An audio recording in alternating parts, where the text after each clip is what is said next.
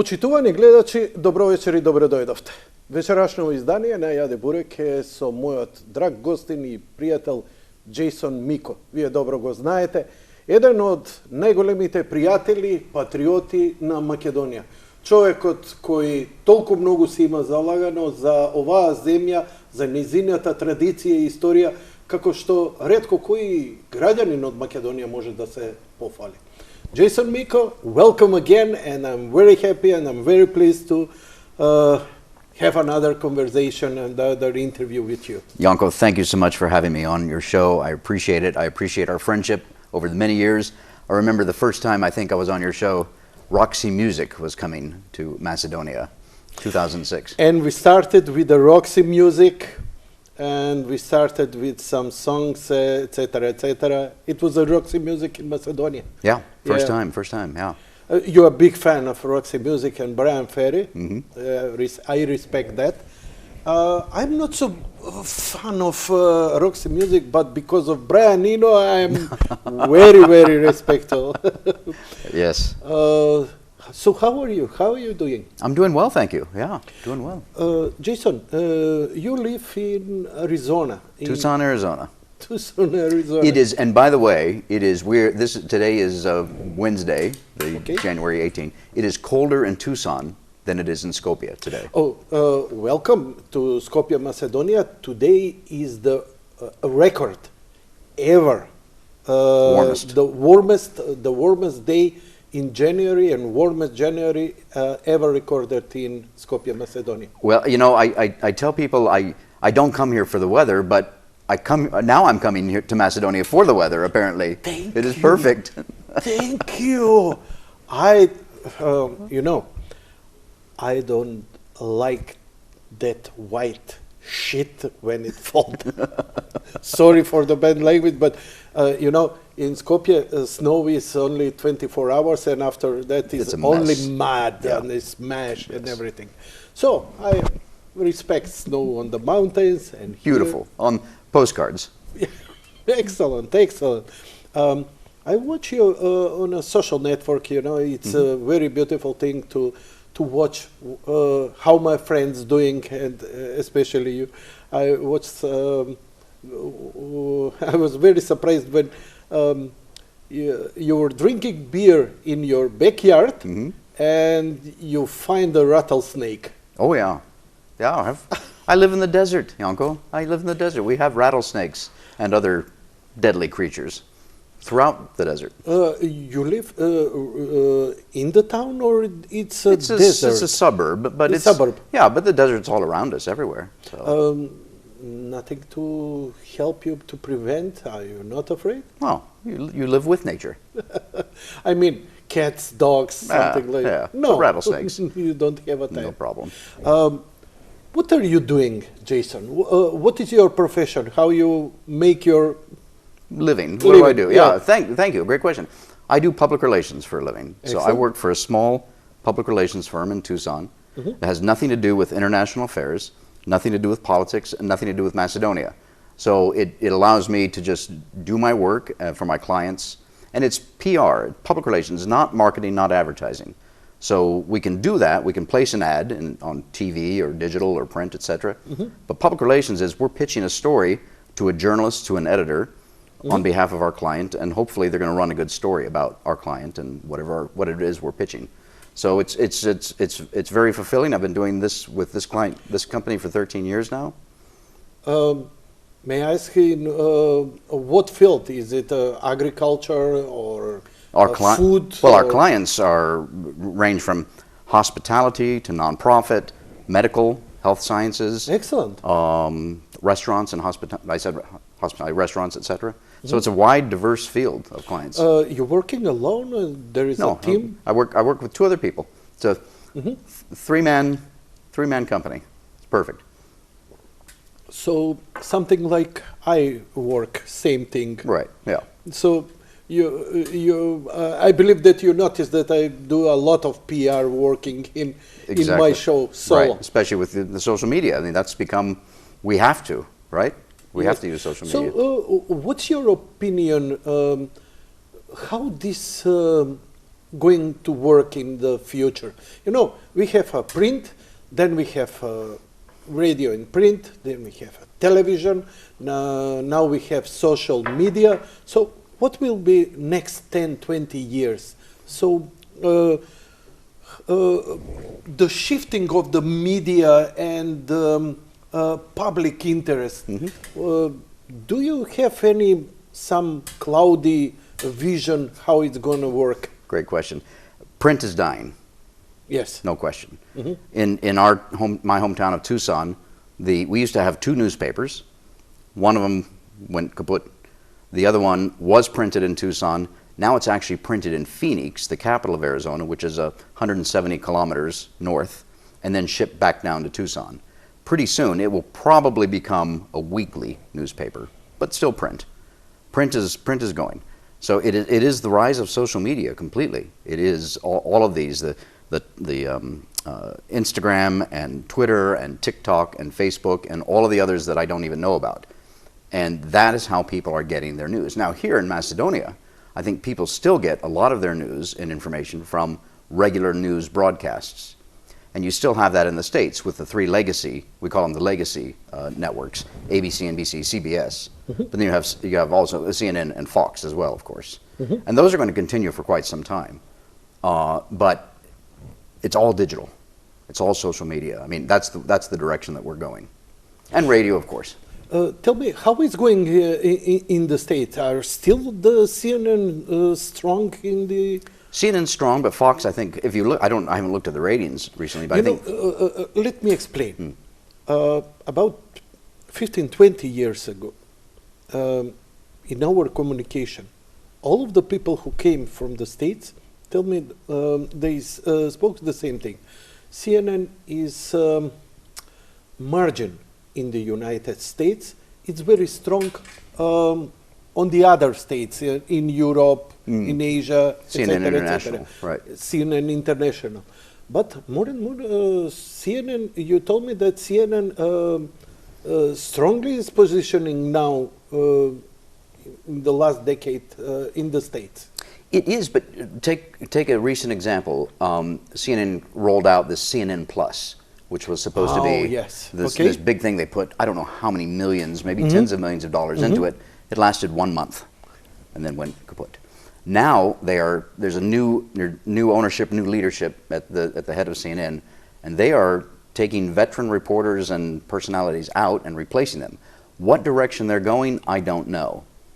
But it is very much a center-left organization, whereas Fox is center-right. I'm asking because just for what and how they're shifting in according to what Elon Musk did. Elon Musk sacrificed 200 billion their own money. It's the greatest loser in history of the business to buy Twitter and to change the perspective. You know, you remember that Donald Trump was banned from, and many people were banned from Twitter and from other social media because they were right and right-oriented, etc., etc. And Elon Musk did this.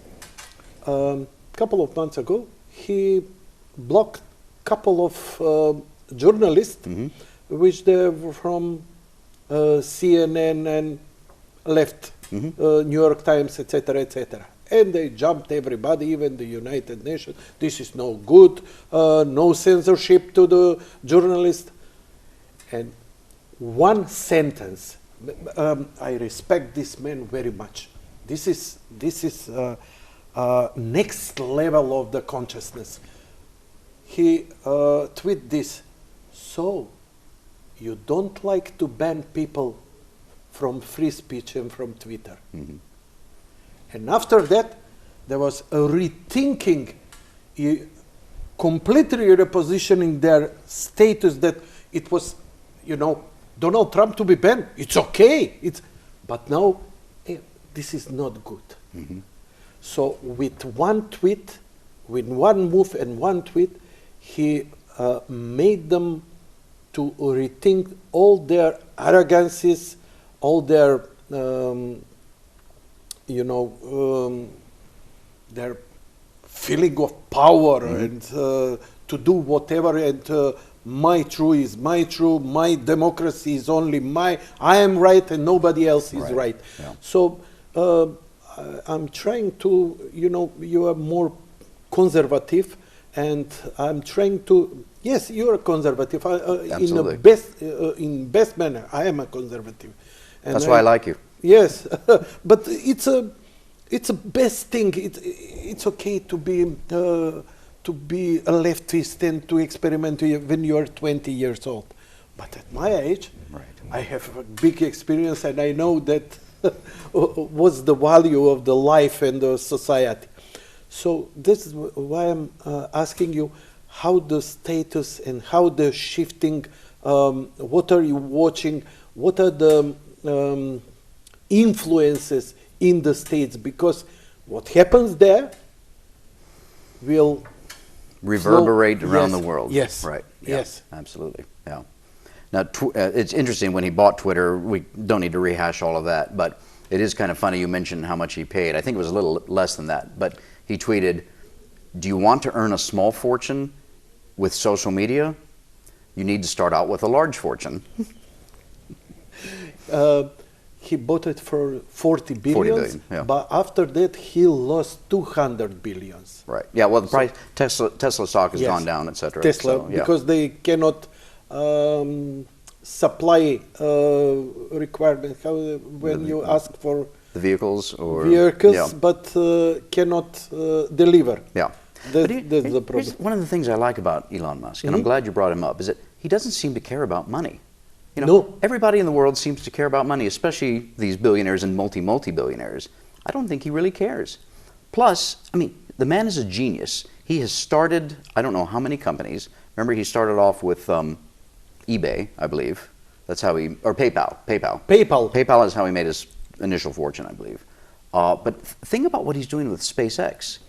Incredible. I mean, and he wants to go to Mars. He personally wants to go to Mars. And he will. Yeah. And then look at him on, how many kids does he have now? 6 or 7 kids. He says the problem with the world is not too few children, is not too many children, it's too few children. He says we need to be having more children.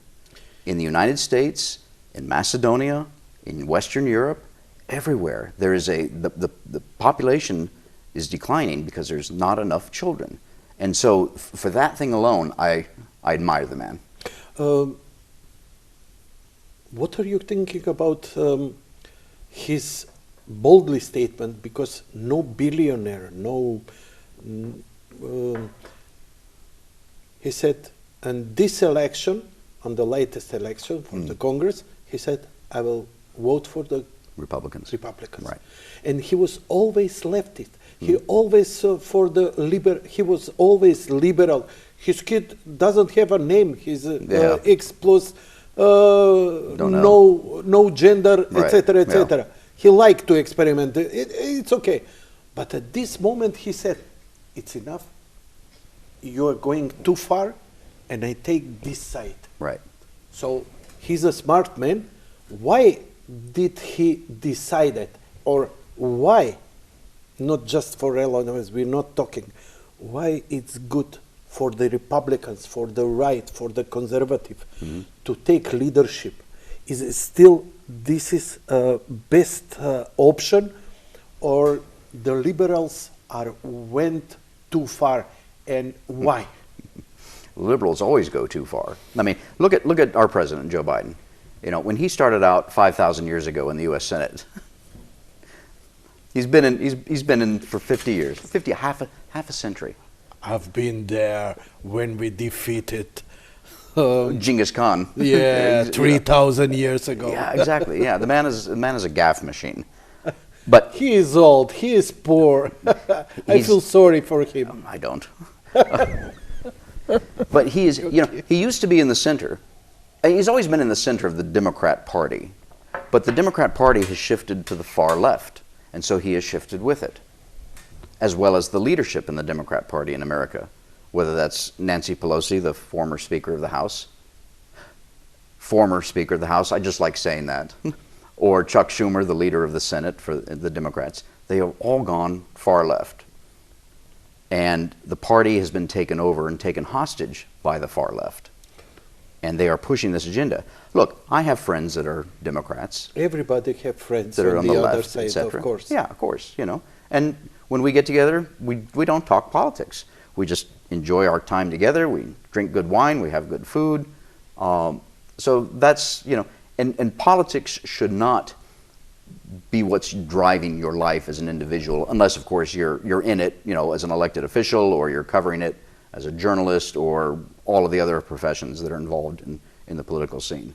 But it should not drive your life. And of course, here in Macedonia, I see, you know, too many people are just obsessed with politics when they should just be living their life and caring for their family and everything else. But going back to your question about, you know, the Democrats and the left in America, is that because they have gone so far to the left, there's been a backlash and a reaction to that. People like Elon Musk that are saying, this is just crazy, this is too far. We've got to at least come back to the center, because that's where the majority of Americans actually are. Even though we in the United States of America are a conservative country, just as Macedonia is a very conservative country in general, in terms of, you know, very strong values about family, about religion, about raising the family and sending them to school and taking care of the kids and working hard. But the Democrat Party, as it is today, has gone too far to the left and says, we don't want that, we want something new. We don't have that perspective for the states. We have that main goal is the right to the transgender, to the LGBT, other marginal, etc., anti-capitalism, more socialism, communism even. So that's the vibes we received. Mm-hmm. So conservative like we are naturally said, no, we mm-hmm. don't like the states. Mm-hmm. And I'm telling everybody in my show, we have no bigger friends than United States. Mm-hmm. Even if their official politics are not the Republicans, they are liberals, even there, they are bigger friends to Macedonia than we think. But the main perspective is because of this. So you tell me that states are pretty conservative, they respect their values. So why don't we feel this? Why don't we perceive these values of the identity, of the culture, etc., etc. We have we have feeling that we are under pressure to give up everything. Right. For, I don't know, yeah. European Union. So I don't understand American right. ambassador when you were going to European Union. We are in Europe, right. But what? Bulgarians in the state, in the constitution, change the name, change this. So where we will stop? Right. I think, you know, you mentioned the feelings of Macedonia towards the United States, and I think it's Macedonians love the United States, love Americans, American culture, the good parts. There are many bad parts about American culture. The problem is the State Department and Kale, the embassy. That's the issue, and it unfortunately it casts this dark shadow on the relationship between the United States and Macedonia because of everything that Kale has done and the various ambassadors here have done in Macedonia of pressuring Macedonia and then using, I don't know, threats that you'll never hear about, maybe other ways to get their will. Look, when we talk about, for instance, the name change, and as I like telling my friends here, we never use the N-word when we're here. Not the one in the States, but the one here. We never use the N-word. I like this. Yeah. Don't use F-word, don't use N-word. Don't use the N-word. In the States, N-word is something else. It's something different, but here... But it's very, very heavy. There. Right, exactly. But here we never use the N-word. And I don't know anybody that uses the N-word here, amongst all my Macedonian friends. Left, center, right. I mean, I'm told reliably that even, you know, Americans that work at the embassy, privately, they don't use the N-word. Even cidadã, I won't use the M, but cidadã, that party, they don't use it when they're talking. Nobody uses it. Nobody wants it. And yet, cidadã M, not N. No, they don't even get the M anymore. So, Драги мои, Џејсон збори за Норд. Норд стана, Север стана вулгарен збор. The North become a vulgar word. The only time I ever say that is if I'm making fun of it or I'm pointing out something. Yeah, I understand. Yeah. So, but it was the U.S. foreign policy goal to see Macedonia in NATO, so and here we achieved that. Yeah, and to be fair, most Macedonians wanted to be in NATO. Okay. But conversely, Macedonians were not willing to give up the name, which is tied to the identity, to be in NATO, but the U.S. still wanted it. The European Union wanted it as well, of course, and NATO countries, and NATO as an institution. And so that has been the driving policy of the U.S. State Department here in Macedonia, Kale, over the many years, is to get Macedonia NATO. They achieved it. To a lesser extent, I think it is the European Union. The Americans just want to see that, the Americans, I shouldn't say that, the State Department wants to see that circle completed of Macedonia in the EU and in NATO, or NATO and in the EU, which is why they're also pushing the constitutional change for Bulgarians. When there will be shift of power in United States, that is almost obvious.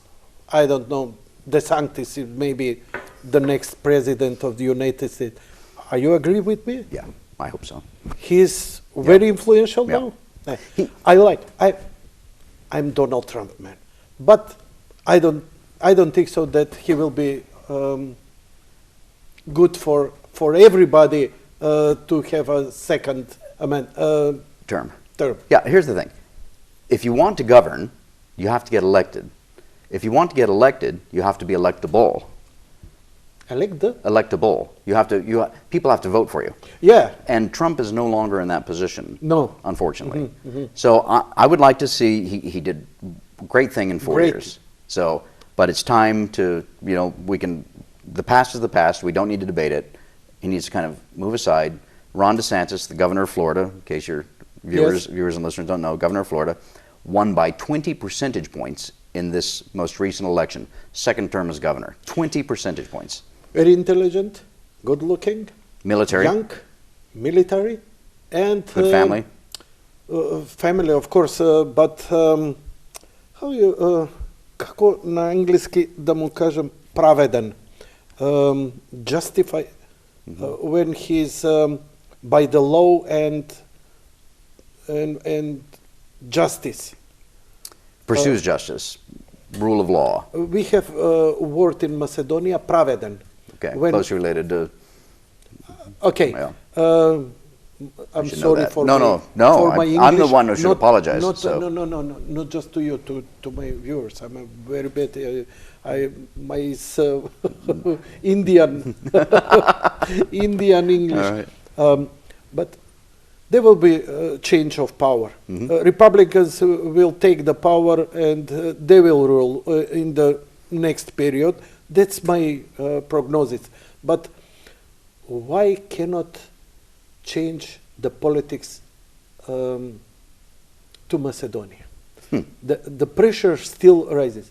Are the State Department so independent from those power shifts, etc., etc.? We have Donald Trump. We feel nothing. Even during the Donald Trump, we changed the name. We didn't feel any support in that case. Right. America supported in cash, US aid, etc., etc. But these cultural and ethnical and historical terms, we didn't feel. Why is that? Again, great question. I think it's because this, so to recap, the State Department, it doesn't matter if the president's Republican or Democrat, it doesn't matter if the House and the Senate are Republican or Democrat, the State Department does what it thinks it needs to do. And you got to remember, the State Department is filled with men and women who, majority of them, I would say 95%, are atheists, agnostics, maybe militant atheists, they're not believers. They consider themselves to be citizens of the world, whatever that means. They're well paid, they're taken care of in their posts around the world. They don't care about Macedonian identity, but they don't care about American identity either. They're above all that in the world that they live in. And they're out of touch as well. You know, on this trip here, I came here for Christmas, Macedonian Christmas, to celebrate. I have a godson here and friends that are like family. That's why I came here on this trip. And part of my trip, I was in little villages, Lukovo, Bezovo, Javato. Javato. Yeah. Do the people who work in the American embassy ever go to these places? No. No. They don't know what Macedonians think and feel. Because they don't take the time, because they don't care. And that's unfortunate. And, you know, to kind of take a step back, they wanted Macedonia, the American embassy, had a foreign policy goal of seeing Macedonia in NATO and now the EU. So that's anything that's in the way gets pushed aside. And sorry, and one more thing. No problem. Please. If it's the United Kingdom, if it's Russia, if it's Israel, if it's China, you'll see subtle changes in American foreign policy depending on who the president is. But Macedonia's a small country. Yes. All of the countries around here are small countries, relatively speaking. And American foreign policy isn't going to bend to the will of the president vis-a-vis countries like this, unfortunately. Yes. Yeah. Yes. Like Pentagon. Right. Pentagon and foreign policy cannot be that dramatically changed by any change of power. That's an institution in the States which is very steady with 10, 20, 30 years plan how they will develop. Right. And what they're going to do. And nobody can change that. Right. Is this some sub-shield hydra or swamp? Swamp, certainly. Swamp, certainly. Yeah. What do you think, what Macedonian politicians or we, like Macedonian, should do? How we approach to this? And not to make enemy, because it's very easy to become an enemy with United States, and it will be tragic for Macedonia, more than something proudly to preserve. But how we approach to such a difficult task to approach to say hello, because Albanians did it. Albanians did it. Foreign policy, Kale, understands whatever the Albanians need, want, etc., etc. And I don't know how they did it. Maybe they paid $2 million to Henry Kissinger 30 years ago and said, what we have to do, you will sacrifice yourself for our cause. Right, right. I don't know. Yeah. First of all, I should have mentioned when I was talking about the State Department employees being, Yes, please. Nihilists, agnostics, atheists, etc. They're also far left, politically. The majority of them are Democrats, okay? So they're never going to like a conservative government here in Macedonia. They will always, by default, naturally, affinity, side with the leftists in Macedonia. Which is why now, when Gruevski came in 2006, the first 2 years were good, I think, in relationship between the United States and Macedonia. And after that? Right. After that, but again, it comes back to the name issue, Janko, because Gruevski wasn't willing to bend on that. Yes, it was in my show when he said there's a pivot point in his career, in my show. We were not sitting like this, we were sitting on a divan, on a more comfortable chair. He said, NATO is priority, but not if I have to change the name. Right. After that, everything goes to hell. A1 television, Velja Ramkovski started strong campaign, and 2 years, until 2000, and everything shifted at 2012 in the parliament turmoil, and after that, when they didn't succeed, when the people are strong and support, they started the colorful revolution, Yeah. etc. Oh, let me think about it. Yeah. You know, the main thing, this battle is very long. We lost it, okay? But it's not lost everything. We lost it with the name. You're the producer of one of the only film Macedonian artists never produced anything like this. The name of the documentary is a name. Is a name. Yeah. And you're a producer of this. I am. It's movie. also, just so I can say, for your viewers, it's on YouTube and Vimeo. So, yes, yeah. yes, it's freeware. I play it once every year in my show. It's a pleasure. It's a privilege, and great respect for. Please say his name. Sigurian. Sigurian. The director, Sigurian Anderson. Sigurian Anderson, and he's a main character in the film. In the film, and he is a singer of one of the greatest. Oh no, that's Morten Harket. So Morten Harket from AHA, the Norwegian rock group, gave us the song, and the song of his is called "A Name Is a Name." Yes, it's from his album. But Letter he's from in the documentary also. No, just the song. Just the song. Just the song. Yeah. Sorry, so, that's sorry. Good. No, that's fine. No. Well, I tell you, I just a quick aside. I love the Baba in Trpezza. Baba in Trpezza. It's a legendary. Yeah, yeah. It's a legendary. Yeah. No, my son, I do not give you the permission to change the name. We will not change the name. And maybe here you can insert that clip from the movie. But yeah, it is. You know, when my other friend from United States, American, doesn't have any relations to Macedonia, asked me about it. Why so problematic about the name, etc., etc. He's African American. I sent him a short insert from the movie Roots, where Kunta Kinte was slapped with a whip. Yeah, when he was whipped, and at the last breath, he agreed to change his name. So I said to him, how do you feel about this? Right. Oh, this is terrible. So this is the same. How do you feel? Right. We were whipped and whipped and whipped, and we changed the name. Right. I don't know how can I explain to anybody everything. Okay, we changed the name. Why Macedonian accept to change the name? We were whipped for more to 2 decades. We were whipped economically, politically, psychologically.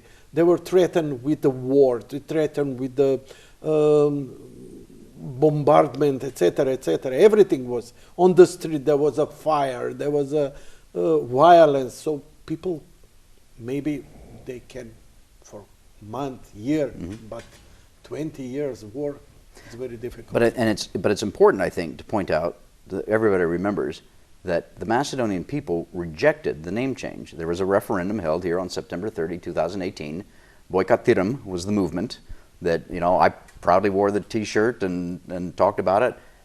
The referendum failed.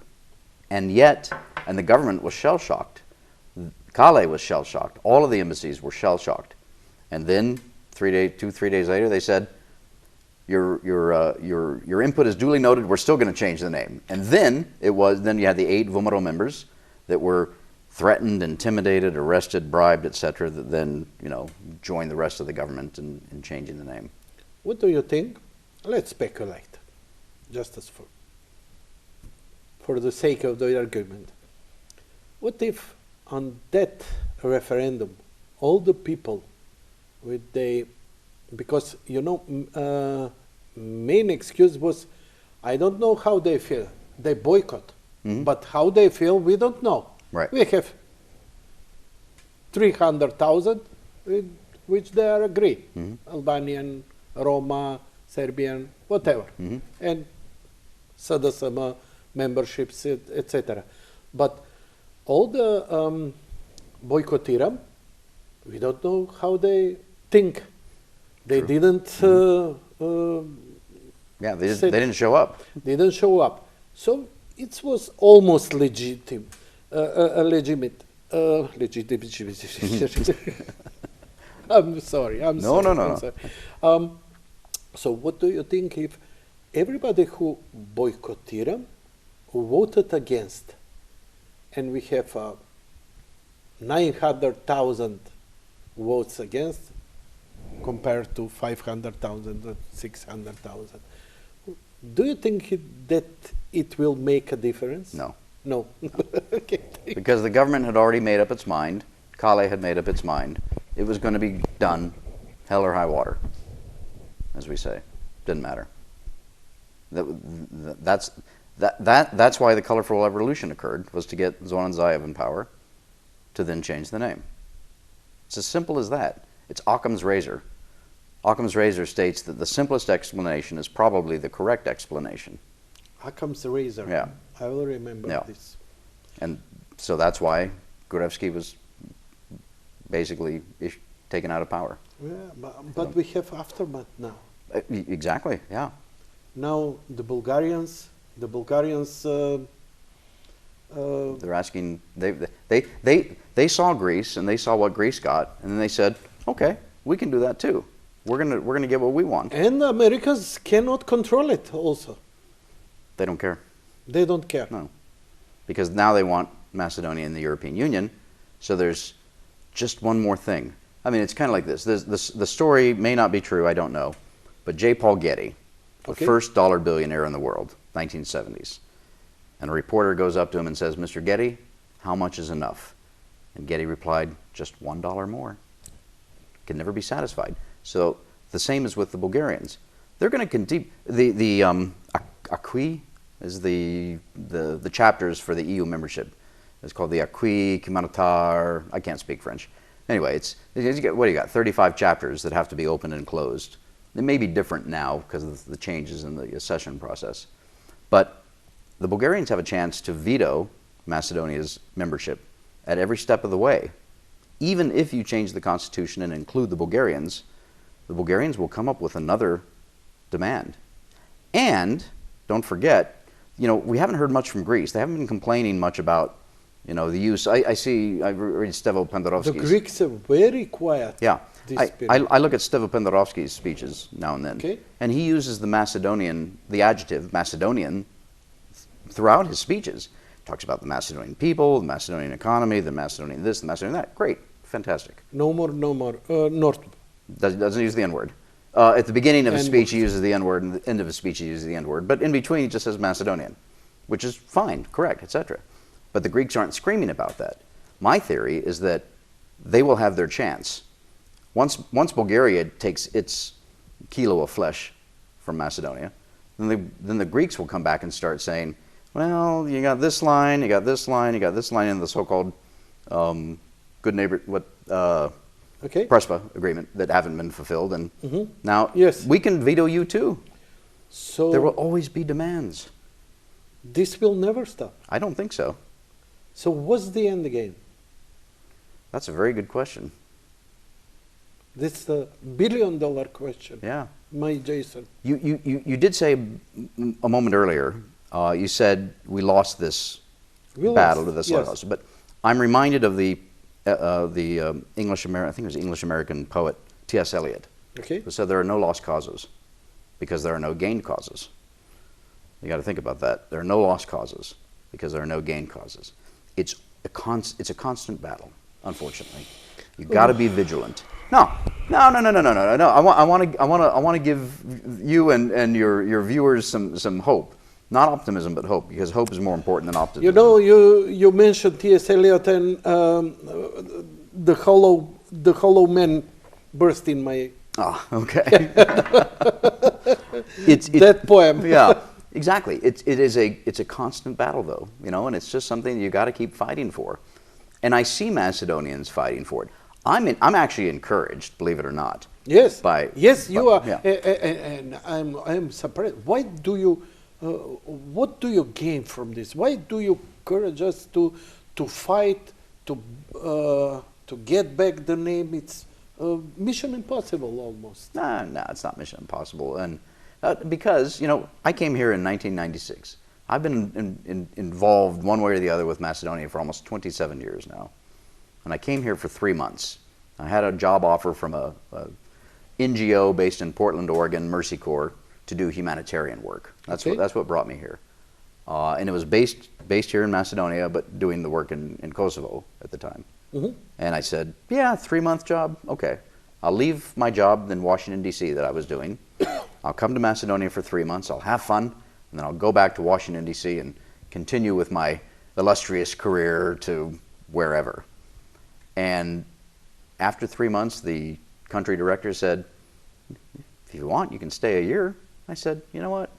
I like it here, so I will. Why? Because the Macedonians opened up their hearts and their homes to me, a stranger.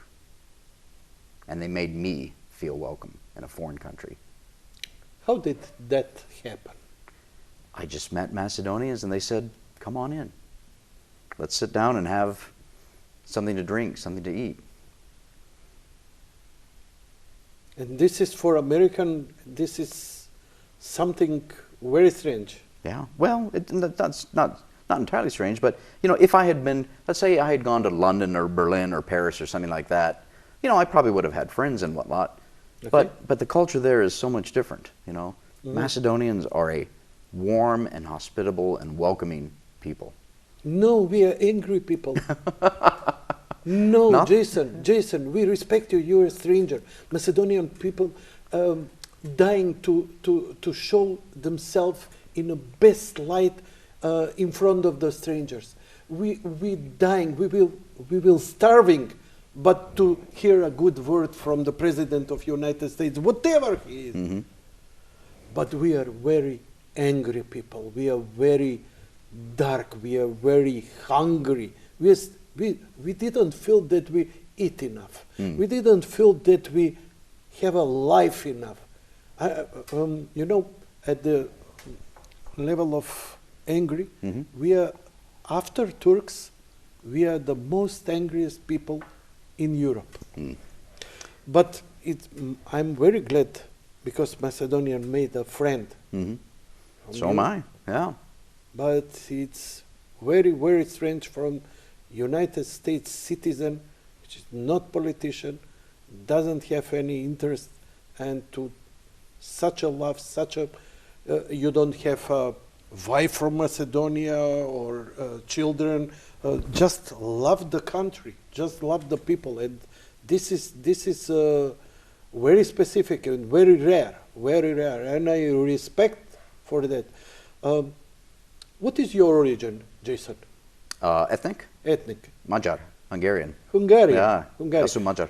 Do you have family there? I do actually. Yeah, I have. Yes. I have. In 1995, I was on a trip in Croatia.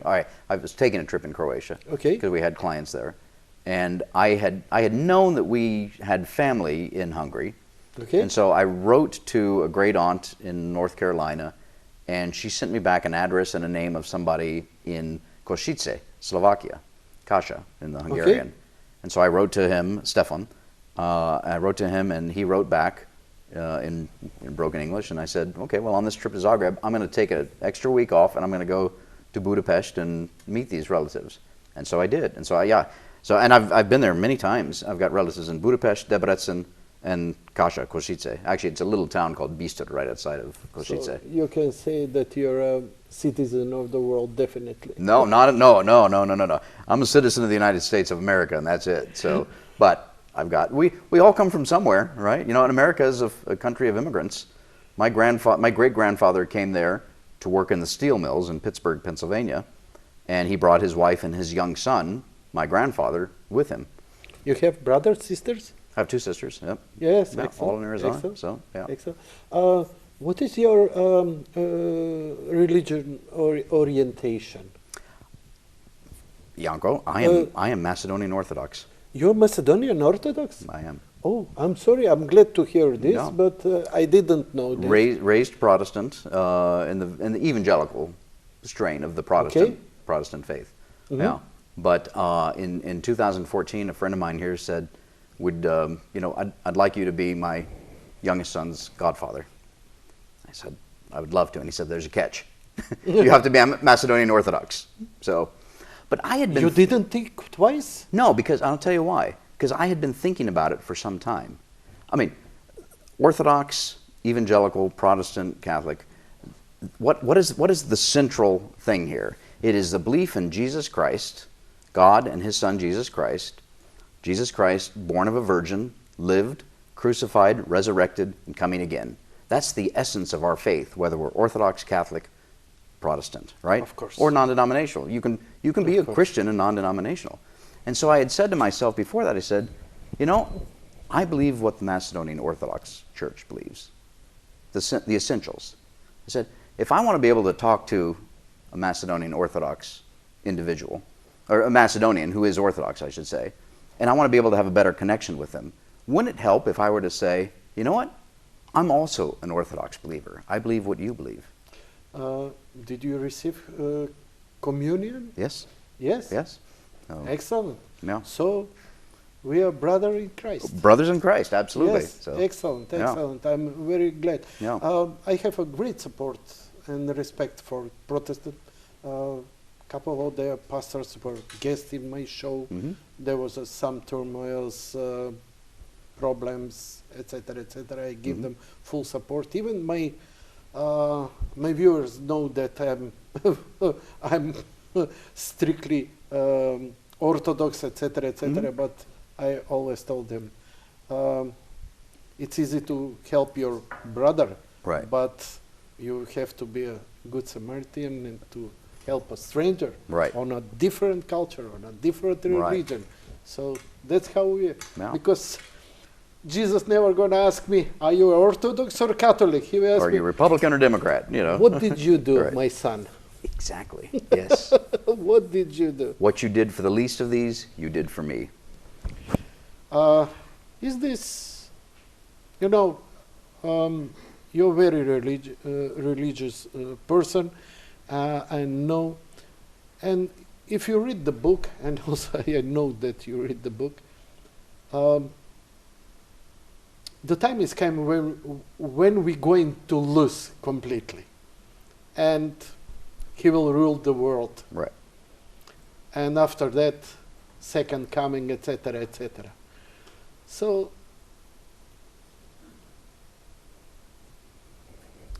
I want to rephrase all of this. Do I need so much strength in a lost battle for names or for etc.? Should I return to myself to save myself, my soul, to help my children, because I cannot do anything more for my country? I'm not prepared. I'm not in a war, so I'm not prepared to go on the street, to fight, etc. Okay, change the name, change everything. It's the end of days. Well, that's true. That's true. Not to get apocalyptic or anything like that, but yes, it's the end of the days at some point. So Jesus Christ will return. Injustice will be, evil will be vanquished. Satan will be vanquished. All those that do not believe will be going to a much worse place. But to your question, it's a very good question. You know, we're multi-dimensional creatures, us as humans. And that's something that God gave us the ability to do. We can have our family and friends and faith. We have our vocation, our work. We have our hobbies and things like that. I mean, Janko, you have done you've done what? The cup here says 20 years, but it's been not 20. We're in 21st year. 22. 22 years now, exactly. You've been doing this. You've been having these shows. You've been talking to people. I want to guarantee you something. You have encouraged countless numbers of people that you will never meet. I promise you that. You have encouraged them on the name issue and on Macedonian issues in general and on all the other issues you cover. I guarantee you that. They'll never tell you that, or you may not hear that. Maybe every now and then you will hear that from somebody. I mean, Thank you. You encourage me. No. Yes. You encourage me. Great. It's a mutual encouragement. That's fantastic. No, because for me it's nature, like breathing. Right. Yeah. To to love my country, love my church, love my name. So it's very natural. Right. But you, what the hell are you doing from Tucson, Arizona to fight for the name, etc., etc.? So when you came to Macedonia, where are you going? Do you have anything, any part of land? Did you buy some house here? No. Why not? No, I'd like to though. I have to retire first. I haven't reached retirement age. As soon as I reach retirement age, then I can buy a place, you know, somewhere in the mountains perhaps, and because I'll tell you, Arizona is a very mountainous state. It's landlocked, very much like Macedonia. Landlocked, mountainous. I love that. That's if it was flat, I may not even be here. You will not stay in the States. You will come here to retire. Rest of days. Yeah. To retire. Yeah. I want to retire in the States. Do you want to exchange the homes? houses? You take my home, I'll take yours. I'm more like snakes, rattlesnakes than my neighbors. It's easier to handle. The rattlesnakes are, but at least give you a warning. Give me a warning. Exactly. Exactly. Yeah. No, but to go back to what you were saying a moment ago, yeah, you're a husband and a father, and I know a good husband, a good father, and a believer. And your first and foremost priority is to take care of your family. Yes. And then you have your vocation, your job, what you've been doing, and then you have all the other stuff behind that, etc. So, I mean, don't give up. I mean, keep doing what you're doing. Keep shouting from the mountaintops. Keep having folks on your show to talk about the name and Macedonia. And I mean, honestly, we, and Macedonians in particular, I mean, we haven't talked about the name this much. I mean, when I first came here in 1996, yeah, it was, you know, the old former Yugoslav Republic of Macedonia that was being used, etc. But nobody even really used that, and it was just all Macedonia. And then when the United States recognized Macedonia in 2004 under President George W. Bush, Republican, you know, that was fantastic, and you know, the worries were melting away and things like that. Gruevski came to power in 2006. Foreign direct investment started coming in here. I mean, you want to talk about giving hope and encouragement to people. What is needed here is jobs at the end of the day. Jobs, jobs, jobs. Thank you. I don't see this government doing anything to bring in jobs. As a matter of fact, it's corruption that is ruling this government, not jobs. And that's what they need to be doing. And if you do that, people are going to have a bit more hope, a lot more hope, I think. All the ratings when that this government, these parties which they ruled, they're on the lowest level. Their opposition is skyrocketing, but still they manage not to have decent elections. Right. So it's very, very... do you remember that not such a long ago we have elections every 1.5 years? Yes. Yeah. With such a pressure from Kale, with such a pressure from every other embassy, and now we are the full stability of the government with this corruption on such a level that we have, even that, we have their special forces to fight the drug cartels here. We have announcement that we'll have special commission for the justice because of the corruption in our system, etc. It's a best precedent.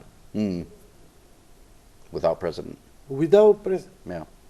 Well, you saw, so the U.S. ambassador last month, December, brought in, I call them team sanctions. Team sanctions. And they ran away for a couple of days after. Well, they were here. They did, you know, their whatever that is they did. We'll never know. But the fact that she announced that and that they came here and that it was public tells me a couple of things. Okay. Number one, I mean, the U.S. Department of State is full of arrogant people. Okay, fine. But they can also know when they've made a mistake. Okay. And I think they realize they've made a mistake in that they have been at least turning a blind eye to the corruption going on here Yes. in Sudasa, and especially amongst Dewey, Yes. Ali Ahmeti and his party. Yes. And because they have turned a blind eye, and because they have looked the other way, Dewey has gotten away with, well, I mean, Ali Ahmeti has literally gotten away with murder in 2001. But Dewey as a party has gotten away with all kinds of corruption. The embassy has never said boo or anything about it. And because of that, the trust of Macedonian citizens in the institutions has plummeted. And that's not good for anybody. And the U.S. Embassy recognizes that. When the trust in the institutions plummets, things get very dangerous and precarious. And so what I think is happening, what I hope is happening, is that Team Sanctions is actually going to look at Dewey, but also Sudasa and anybody else that's corrupt and say, all right, you guys can't continue to do this. You got to change. We'll see. But Dewey as a party is what, 20 years old now? Yes. Yeah. They have... And perception is that they're unchangeable. Right. Yeah. Although, of course, we've seen, you know, in the past years, past couple of weeks, the factions within Dewey. I have an operating theory about the ethnic Albanian parties here in Macedonia. The leadership, at least. So, you know, 20 years ago, Imre Meri in PDP and Arben Sheferi, DPA, were the largest and most powerful ethnic Albanian parties here in Macedonia. Yes, you're right. The leaders died. The party faded away. And I think that's because, at least amongst the ethnic Albanian parties, they really are truly cult of personality parties. It's the headman, the chief, that directs everything and everybody looks to him. Now, you can say you've got cult of personality between Sudasa and Vumero, but at least they have ideologies, they have policies, they have platforms. And they have a structure. They have a Even structure. the Right. changes in the top, the Sadasama Right. and Vumero stays pretty strong as a system. As a Right, yeah. So when Ali Ahmeti departs the scene, I think Dewey will disintegrate. Yeah, or at I least think split. they didn't build such a strong... That question remains. That's a great question. It remains to be answered. After 20 years, maybe they have, but we'll see. But I think they'll split apart, fall apart, fade away, and somebody else will come along. That's very interesting. If Ali Ahmeti fell off the power, one way or another, so there is two scenarios. There will be peaceful transition, or it will be cutthroat island. Well, I mean, let's be honest. We don't live forever, do we? No. So he won't either. One day he'll be gone. I hope that we will survive all of this. You will. Yeah. Yes, we will. Yeah. Yes, we will. Yeah. Yes. You're right. The perception is very difficult for this life. Many people live. They don't make children's families. They don't feel secure. That's the very, very scary thing. I was talking to a friend of mine today about that very issue on population. Yeah, Macedonians, as I said earlier with Elon Musk, Macedonians need to have more children. But that's the same for every country in Europe and the United States and Canada for the West. Even China the other day had a population decline. Yes. China population decline, but very quick they have changes in there. And the policy, one-child policy to now it's 2 or 3 children. And they give subventions for more children. Yeah, but that's going to take a long time. Getting old. Right. And they need working force. Right. But Macedonians should have more children. Okay. And they should stay, and they should come back. Now, look, I get it. Young kids, they're looking at their social media, they're looking at what's going on in the United States and Canada, Australia, Western Europe, and they're saying, yeah, that's a much better life. I want to have that. Maybe they got a degree, maybe they got a chance to go over there and work. Okay. Florida sun, always hot. See, I like it. Yes. I like it. But the good news is, look, I know, I'm not going to name them or anything else because I don't want to, disturb their peacefulness. But I know I've got Macedonian friends that have lived in the States that have come back here and are working, and they're actually bringing jobs with them, and they're establishing companies here that are employing Macedonians. It's happening now. No, Џејсон, no. You know why we have my boss lives in Florida. United States, very successful businessman. He works for SpaceX, he works for NASA, his factory, etc. It's very successful, and his family is there. And I always ask myself, why Macedonians are so successful in the States or in Australia than in Macedonia? The system, the worst system, the worst what can happen is in United States in the business cannot compare with the best thing here. Best thing here is corruption for small fee. For you can work, you can thrive in the United States. You know, latest последните анкети said that Macedonians are more for Russia than for United States. Okay? But if I give you the passport and plane card, where you will go? America. Of course in Right, America. yeah. Don't lie yourself. Right. Everybody goes there, but why? Right. Because the system can give you a chance, a fair chance. Macedonia need a fair chance. They don't have fair chance here. Right. My show, which is 22 years, doesn't have one commercial. One commercial. Nobody, they are afraid, nobody give, etc., etc. All the media is Soros controlled, Sadasama controlled, and Dewey controlled. This is the last island of the free speech. And I hope so it will last, but So do I. За много години. за много години. But George is не е вечен. One day he will stop, and this, all of this will stop. This is not a, this is just for love for the Macedonia, is this media. And there is no other. And I don't know how we're gonna fight without any media support. People need to open the lines to speak, Right. to free speak about Express the name, themselves. express Yeah. themselves. But even that is so close and smaller space and smaller space. And also you notice that everything you said about Macedonia, etc., can be sanctioned on the Facebook because of the, now we have committee for check, for truth check, fact check. Fact check, yeah. Right. That's a Soros at Sadasama, and they cut you and put you on the down. Nobody can read you, etc., etc. So, I mean, they're look. lost cause. There's other platforms. Rumble, you know, Rumble, which is the alternative to YouTube. It's conservative. It's center right. No. Chris Pavlovsky is the owner. It's now publicly traded on the on NASDAQ, New York Stock Exchange, NASDAQ, I think. Chris Pavlovsky, Canadian Macedonian. He created it. Rumble. Rumble. R-U-M-B-L-E. So Can I upload sure. 120 minutes of the show? Probably, yeah. Probably. You need to be on Rumble, and I can put you in touch with the Rumble people.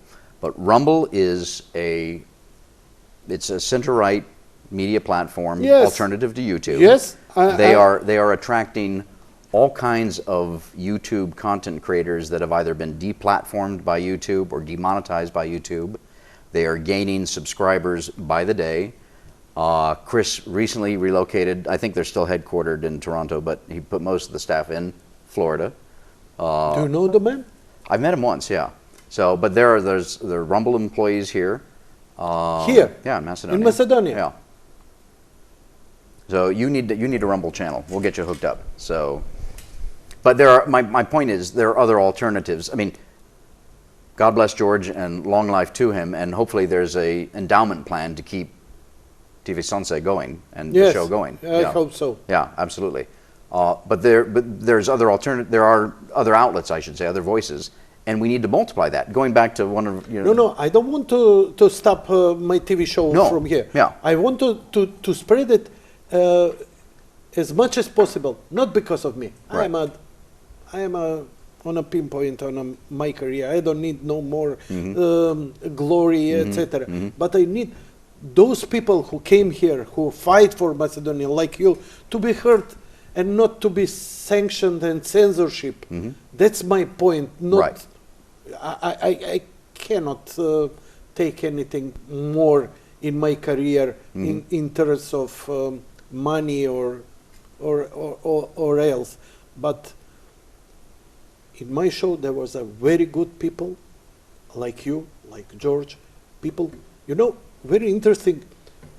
My boss, George, had a Sunset newspaper in the 90s. You know that almost for 2 decades, it was a joke for the elites here. And everything, I have the copies. And I open it now, after everything, open it from 1996.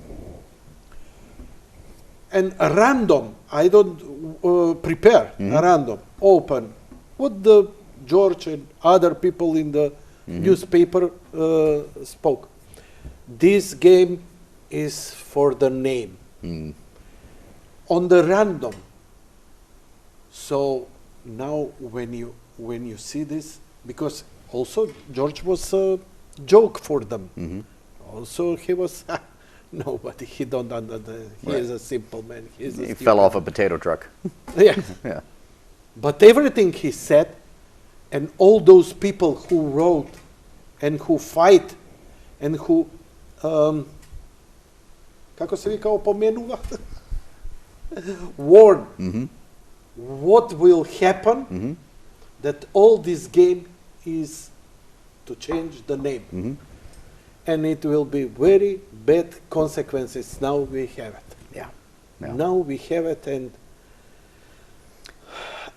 I don't know, should I be...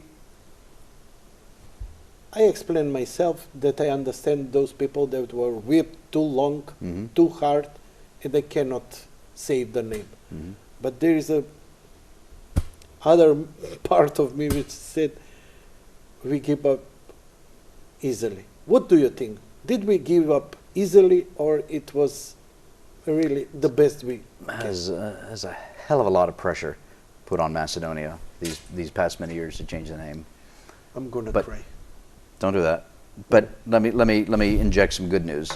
I mean,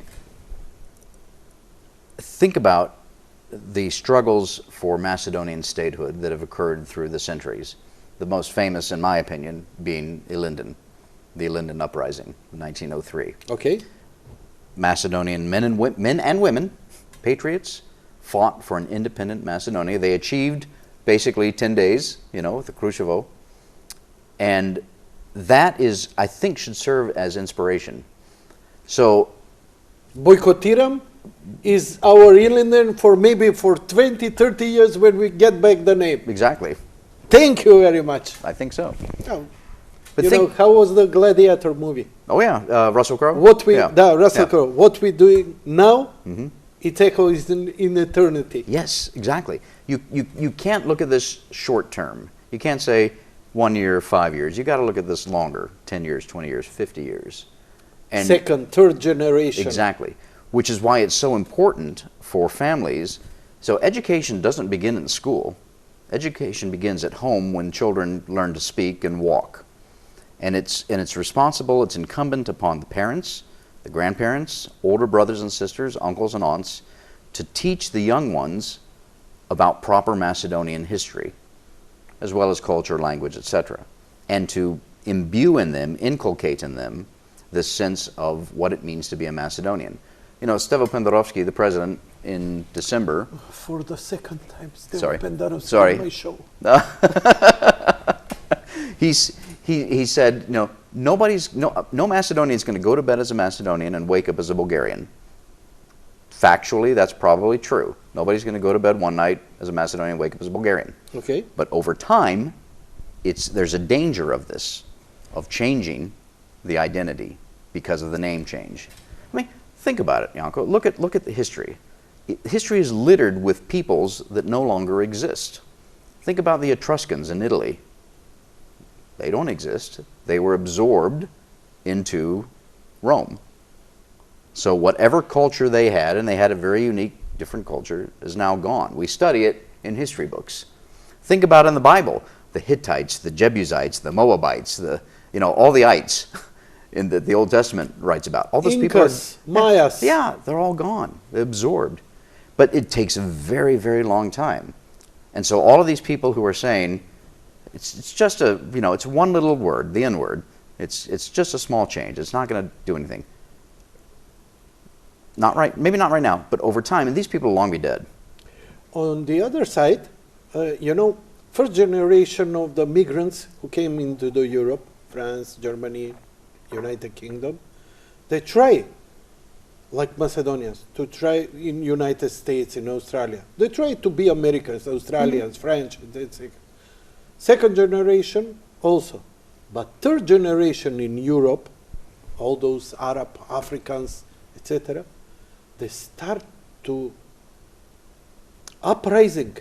They're not the immigrants are the main problem in Europe, but the third or fourth generation who are born in France, in German, they start to hate the country because they remember what they did to their people, and they fight against it, and they try to regain their culture, their identity, and they fight the police, the system, etc., etc. Maybe the main fight for Macedonia will be some other generation who will find some other way, some other courage, some other strength, because I don't know what I can do more. You need to keep doing what you're doing. Yeah. So you need to keep talking about it, and we all need to keep talking about it. And again, but going back to the example of the young children, it needs to start in the home as soon as they can talk and walk. I mean, I know one of your favorite movies is Blade Runner 2049. Yes, it is. And there's a scene in there where Ryan Gosling, you a name, he says, you must. Ryan Gosling's character, whose name I can't remember, is talking. Love.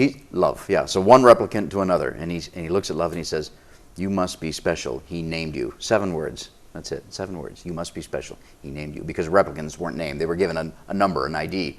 Much like in the Jews in Auschwitz and the Holocaust were given numbers. They didn't have names; they had numbers.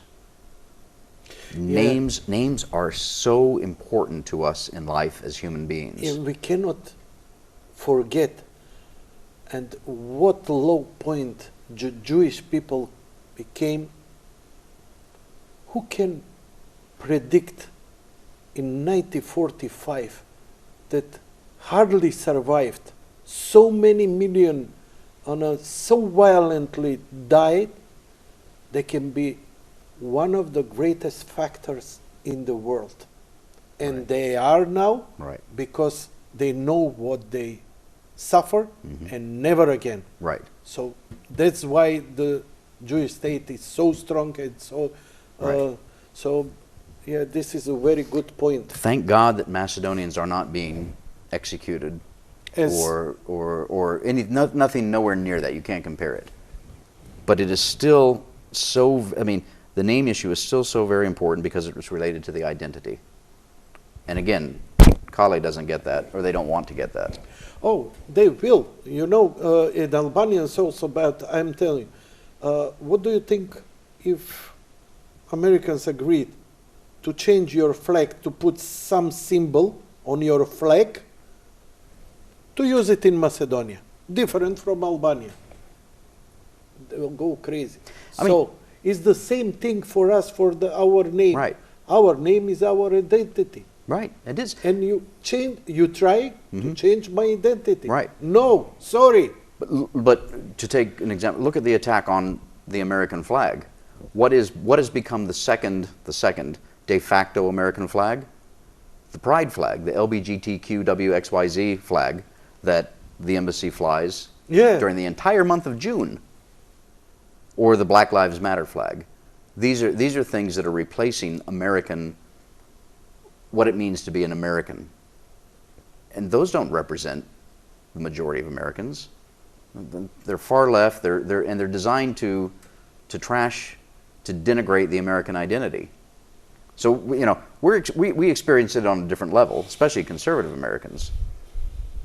But it is so important to, Kale's never going to listen to you. Okay, fine. And the other embassies, probably not going to listen to you. But again, going back to what I said, you got to talk to the children. You got to make sure that the children know and understand. So it might be, like you said, the next generation. So, do you think that there is a, now I'm back to your yard, United States. There is a lot of shifting in United States. A lot of business running away from California because of the socialist orientation to do the business. Mm-hmm. Even though Elon Musk went to Texas, and Texas getting stronger and stronger. So do you think there is some part afraid of some disintegration process which many people, many analytics talking about? For the United States? Yes. It's a possibility with every country, with every people throughout all of time. It's always possible. That's why you have to remain always vigilant about these things. But to keep coherence, Mm-hmm. you need a very strong central government, and central government cannot show this power unless outside. So I think that is almost ideal, this conflict in Ukraine, Mm-hmm. which is a proxy Mm-hmm. war between Russia and United States, for both countries to establish their strong government. Putin for the Russia, Mm-hmm. who can make any democratic change in Russia now. Right. No. But also, you cannot change any democratic change or shift of power different from this path in United States.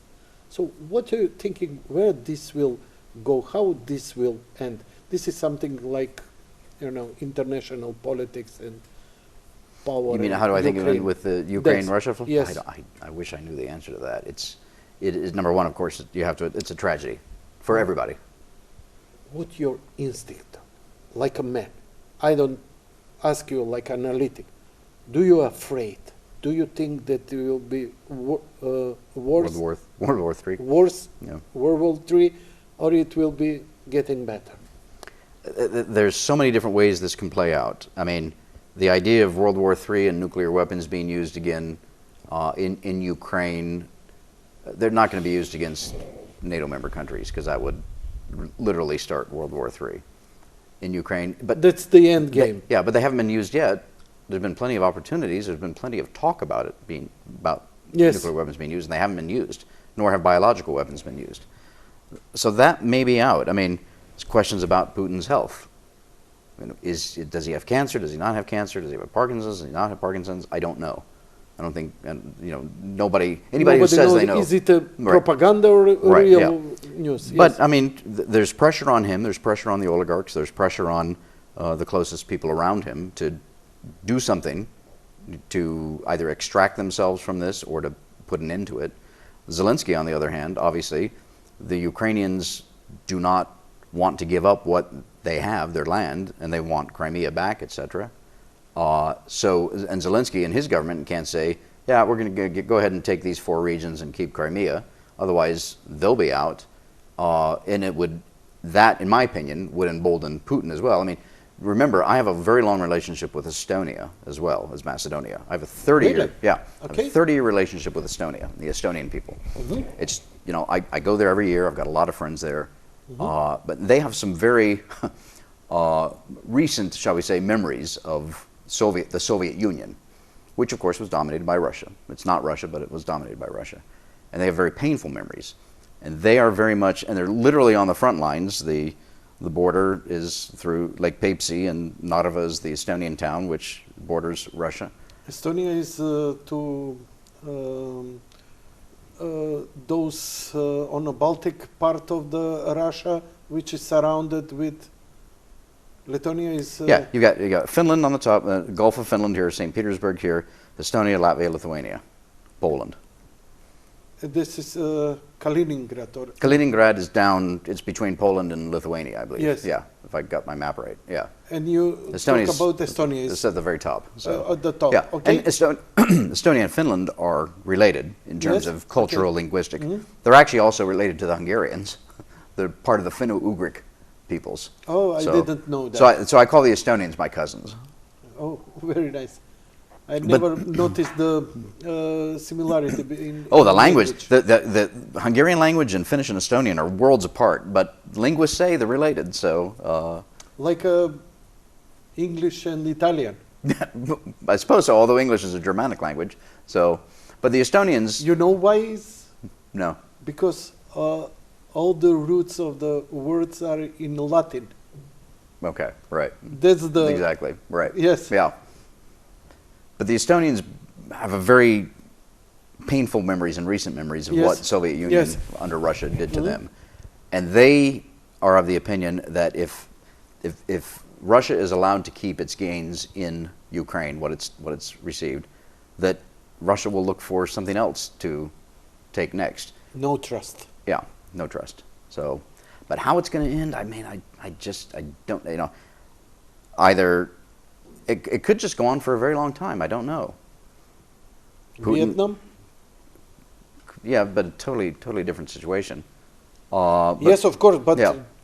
Vietnam was more than Years. 10 years. Right, yeah. Afghanistan was 10 years. Afghanistan. Yeah, so let's hope, let's pray that it is solved and soon. And I think that's all we can hope for and pray for at this point. So let me ask you again. When you came to Macedonia, you visit friends. Yes? well, they weren't friends at the time. They No. they became friends. They became friends, Right. brothers. Brothers, yeah. And what are you doing? In terms of Well, I don't know. Free time. free time, busy when I come, you mean when I come here? Yes, yes. Yeah, What are you doing yeah, here? I'll tell you, that's a great question. When I come here, I just do this. I sit down with friends, we eat, we drink. I've been up for a hike on Vodno a couple of times. I went to to visit these villages with some friends, Lukovo, Bezovo, Javato, etc.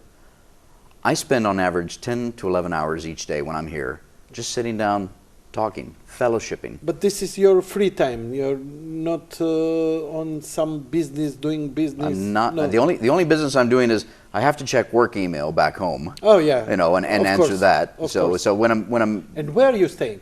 I just get an Airbnb when I'm here. Oh, Airbnb. yes. Yeah, it's simple that because that allows me to just work privately and quietly and whatnot. The problem, the real problem is there's an 8-hour time difference between Skopje and Tucson, and in the summer it's a 9-hour time difference. So it's 6 p.m. here when I should be out at the kafeana or the restaurant having a drink and a meal. It's 9 a.m. in Tucson, meaning the day is just starting.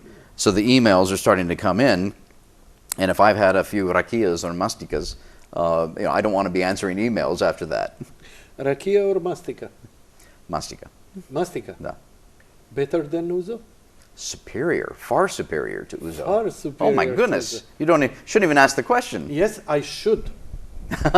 Yes, I should, because I need confirmation. Mastika, superior. Okay? Macedonian wines. Wines. So Which wine? well, in terms of the actual grape, Vranets, obviously. Vranets? Yeah. Okay. But I have noticed, and I found a little wine shop that sells wines from Macedonia, from small wineries you've never heard of. Okay. I promise you. But wineries here, vintners here, are discovering that Kratošija is a really good grape, and you can make some really good wines from Kratošija. You know, it used to be when you go into the shop, the bottles of Kratošija were down here at the very bottom. Okay. You know, you went, and they were cheap. You use them for Yes. cooking or something like yes. that. Mederevka. Yeah, that's another one. So the other grape, so Kratošija on the reds, Žilavka on the whites, Žilavka. is becoming a very important and good grape because vintners are knowing how to grow it and process it and produce it. Smederevka, I predict Smederevka will become a very important and very good wine here in Macedonia. because it should be very important wine in United States, but promoted with soda water as a spritzer. It will be something new like a Coca-Cola. Americans don't know the spritzer. do you know we grow Vranac grapes in Arizona? No. Yes. No. Yes. You? Not me, but our wineries. We have wineries. We have a So- wine industry in Arizona. Okay. So real quick, the quick story is about 9 years ago, I was on a wine tasting in southern Arizona. Vranac is our grape, Macedonian grape. Yeah, Is I mean, Vranac? I think it originates in Montenegro, Okay. but it's most widely grown here in Macedonia, and it's Macedonia. obviously the most Okay. famous. Okay. Tell me. So I was on a wine tasting 8-9 years ago with some relatives in southeastern Arizona, and I met one of the local wineries, and I know the owners, et cetera. It's called Dos Cabezas, which in Spanish means two heads. And I'm talking to Kelly, who's behind the counter pouring the wines, and her husband Todd, who makes the wines, is in the back. And she says, "So, what are you doing?" And it was May, and I said, "Well, I'm going to Macedonia next month," and they know me. And she says, "Oh, well, Todd's in the back. He's just made some Vranac."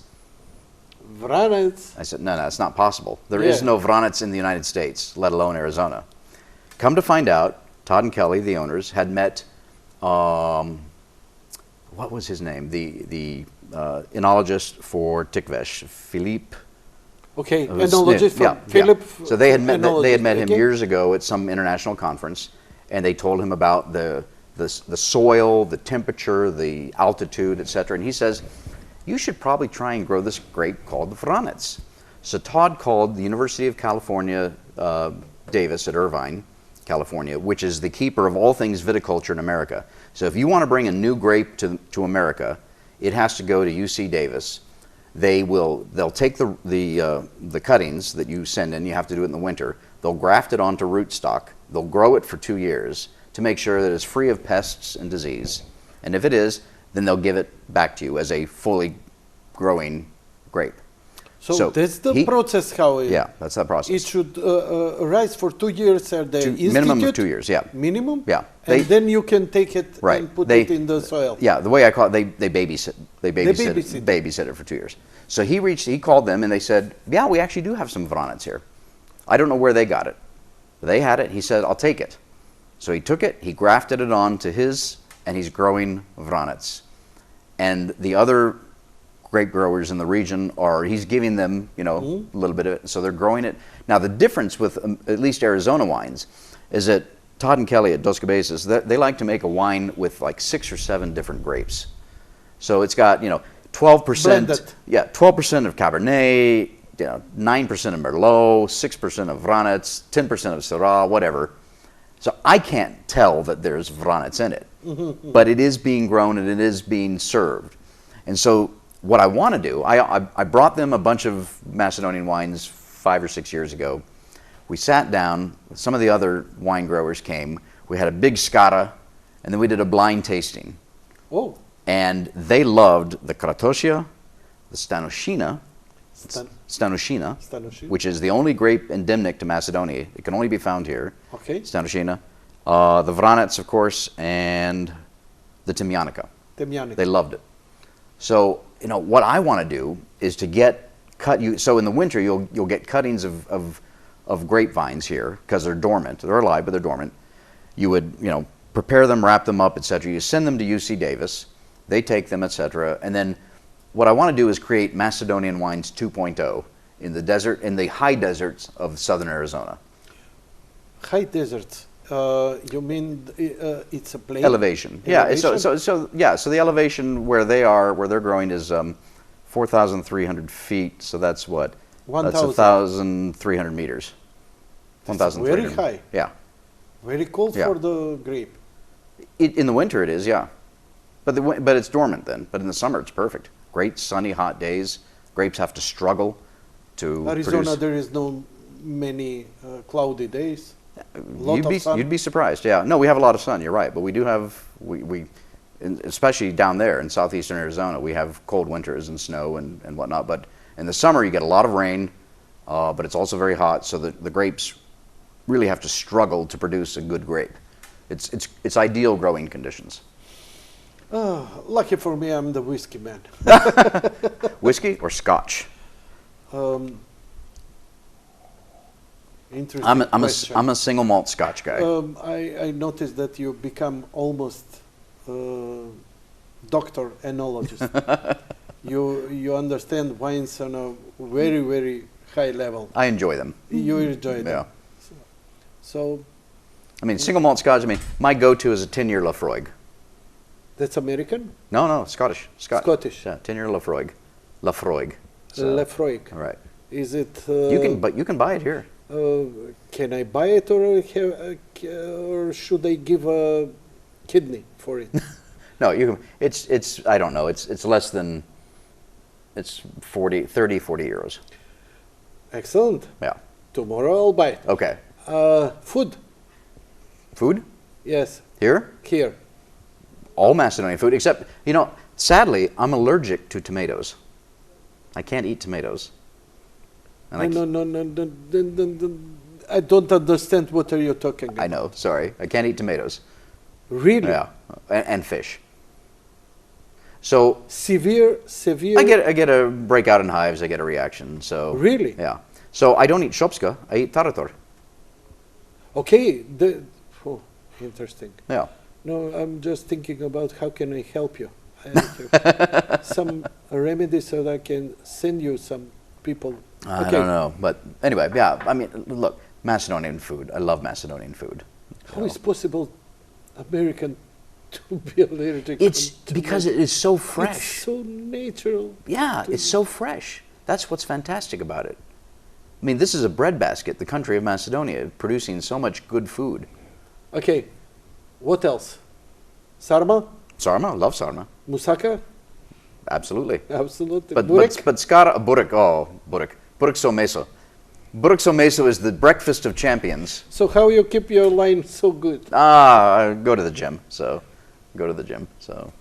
I don't eat burek and I don't go to the gym. Despite the name of the show, so. So here I am. Yeah. It was a real pleasure, Џејсон. Janko, It thank was you. a real pleasure, and very different from other interviews that you gave to the people. Courage, not to lose faith, not to feel down, and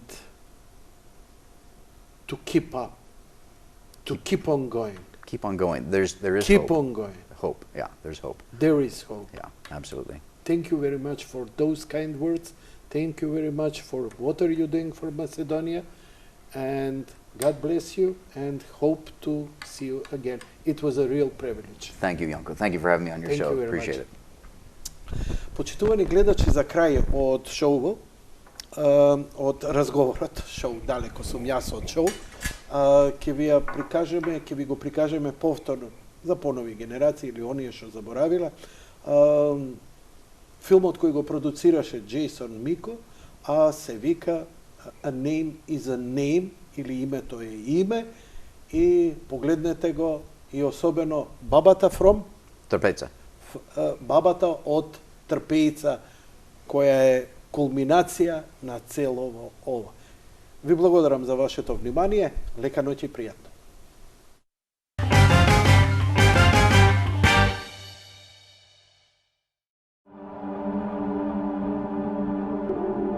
In 1991, the Republic of Macedonia peacefully declared and received independence from Yugoslavia. Shortly thereafter, the Hellenic Republic, Greece, refused to allow Macedonia entrance into the United Nations because of its chosen name, the Republic of Macedonia. In addition, Greece placed an economic embargo on Macedonia and only then allowed it to join the UN under a provisional reference, the former Yugoslav Republic of Macedonia. Today, Greece, the United Nations, the European Union, the North Atlantic Treaty Organization, NATO, and other organizations recognize the Republic of Macedonia by that same reference, and not by Macedonia's chosen name. In addition, Greece refuses to allow the Republic of Macedonia to enter NATO or the EU under its name. the Republic of Macedonia. Greece holds hostage a nation of 2 million people because of a name. This is their story.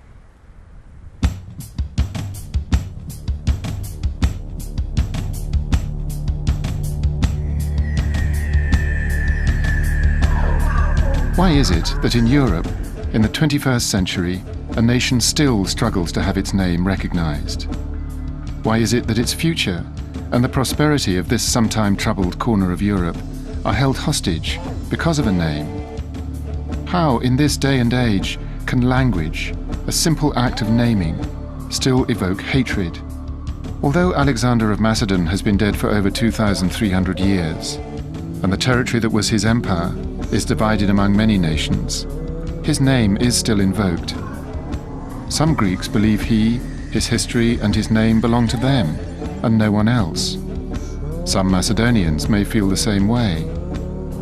Who owns identity and names? And who should decide on their use? Can a people identify the culture they inhabit and inherit by the name of the territory? Па вака секое општество, како и македонското, е се посреќно ако има што повеќе луѓе што поминувале низ историјата на овие простори. Низ Македонија поминувале многу.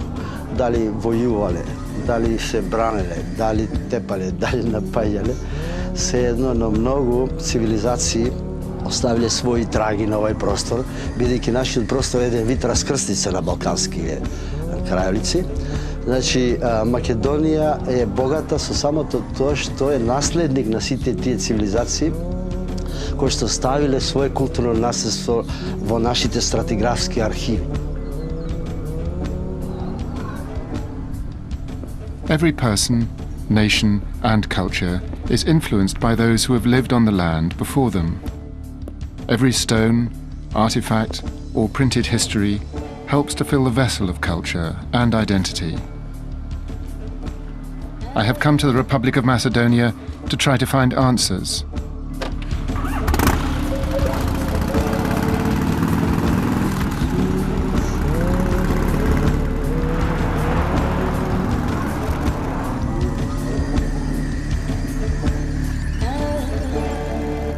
I enter Macedonia's capital, Skopje. Inhabited since at least 4000 BC, Skopje is home to 1/3 of Macedonia's citizens, and it was here that Mother Teresa was born. Conquered and ruled by many people throughout history, it has also been devastated by earthquakes.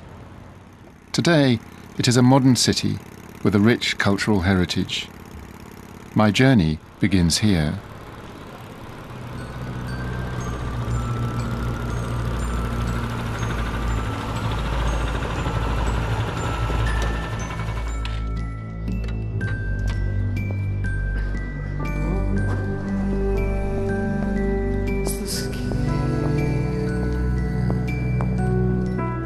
Besides history, what else shapes our identity? My Nordic heritage is shaped by Odin and Thor, and later the Lutheran Church. In Macedonia, the Orthodox Church plays a major role in the life of this community. While the Macedonian Orthodox Church baptizes believers, the church itself is not recognized by other Orthodox churches. Why? Why does Macedonia seem to invoke fear in other churches and people?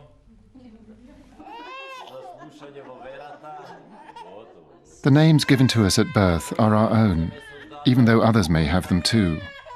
Our names shape our identity and allow us to be considered unique. Shakespeare himself asked the question, what's in a name?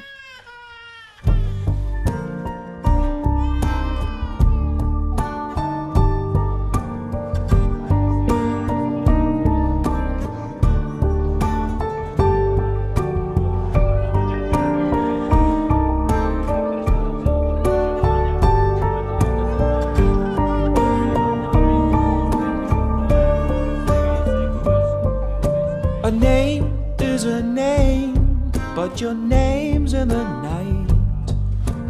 Call on your sleep, where your soul comes alive. I could be there by your side. I would walk and you could fly.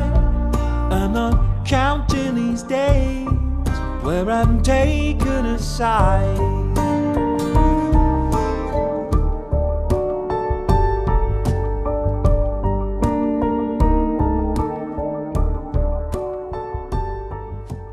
Ако идентитетот подразбира збир на општи и лични карактеристики, ако е тоа нешто што означува нешто општо, заедничко и посебно на секого од нас, тогаш кога говориме за Македонската православна црква, го подразбираме и она што е одлика, што е специфичност, она што македонецот и македонците ги прави да бидат едно и да се разликуваат од другите.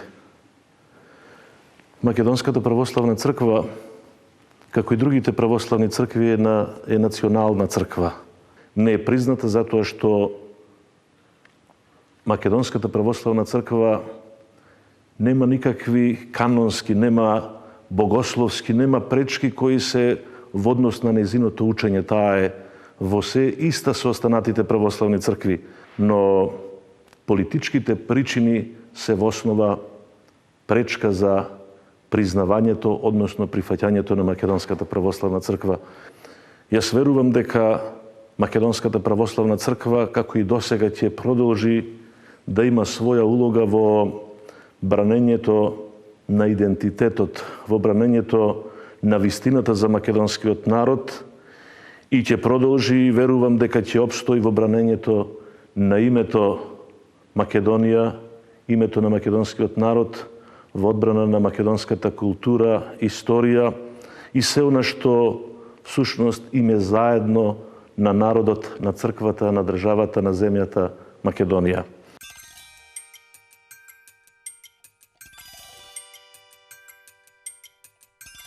When the reality of our religion, language, name, and even our territory is challenged, it reminds us of other times when one group of people have wanted to deny the humanity of another. I found this puzzling and dangerous, but now I'm looking for someone who isn't Macedonian and find Chris D'Eliso, an American writer living in Macedonia. Well, I fear if you leave this issue up to politicians exclusively, then possibly it will never be solved, as both Greece and Macedonia are politically restricted in terms of if there is perceived to be concessions domestically, then the opposition party in whichever country will seize upon that opportunity. So the issue, I believe, you can only solve by expanding it to the level of popular culture and not leaving it up just to the politicians, but to the people, to see if they can come together from both countries. I personally have friends in Greece and in Macedonia. I've spent a lot of time in both places. I write about both places. I love both places. So when you interact one-on-one with other people from whatever country, the conflicts tend to fall away. And the way I see it, the only hope we have of resolving this is to actually enhance meaningful communication between the people, not just the politicians, not just the media of both countries.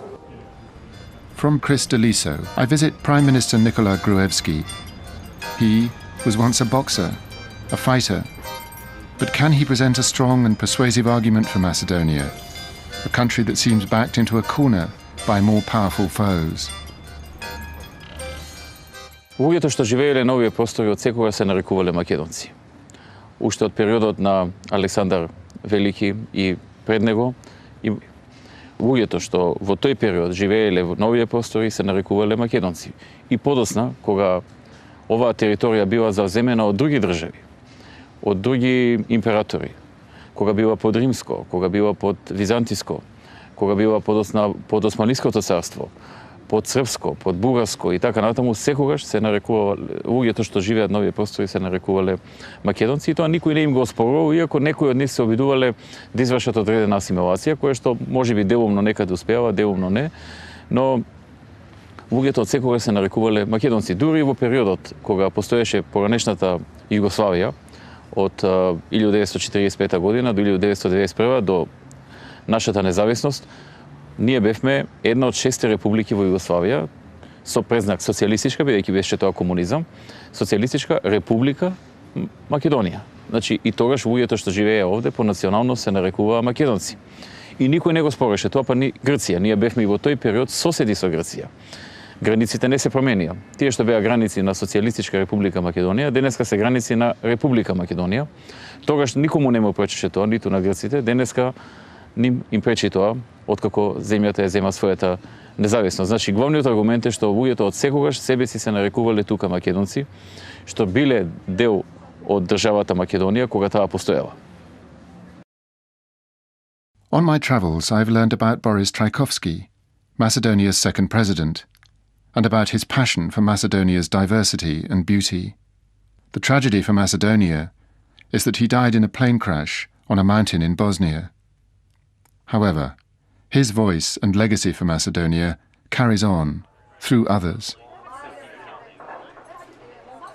Уште за време на својот мандат, уште до почетокот на својот мандат, во своето обраќање, во својот прв говор на обраќањето до нацијата, тој јасно ја повика, многу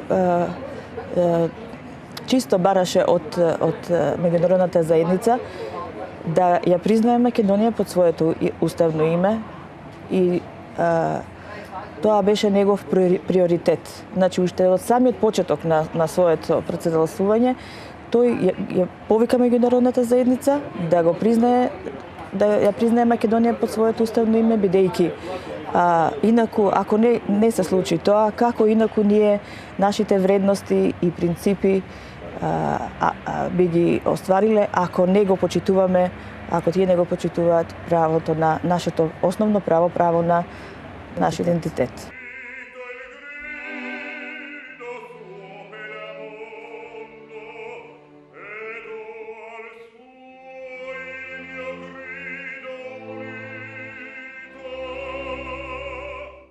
Boris Trajanov is a famous baritone and one of Macedonia's most recognizable cultural exports. His voice carries both him and Macedonia around the world. A gentleman, deeply devoted to his craft and country. Ние имаме еден голем проблем, а тоа е проблемот со нашите соседи, кој не е, значи, од тоа како ние се однесуваме кон нив, туку е од тоа, од неправилната, значи, неправилното расцепување на Македонија во 1913 година и тоа допринесе да се што се вика македонско или се што е својна на Македонија пробуваат сите да го земат. Исто така со македонската народна песна е многу интересно што нашите соседи Бугарија ја смета за бугарска песна. Многу е смешно бидејќи во музиката е многу важен акцентот. Значи, вие кога ќе пеете на песна, на оперна арија и било што, значи, музичкиот акцент е со говорниот акцент. А никој не го говори овој акцент кој го говорат македонците во Западна Македонија, например. Значи, повеќето песни се од најповеќето песни се од централна Македонија, од егејскиот дел на Македонија, кои имаат специфичен акцент кој е на првиот слог. И точно се покупува со мелодиите. Така да е тоа едноставен доказ дека е тоа наша од овие краеви Македонија.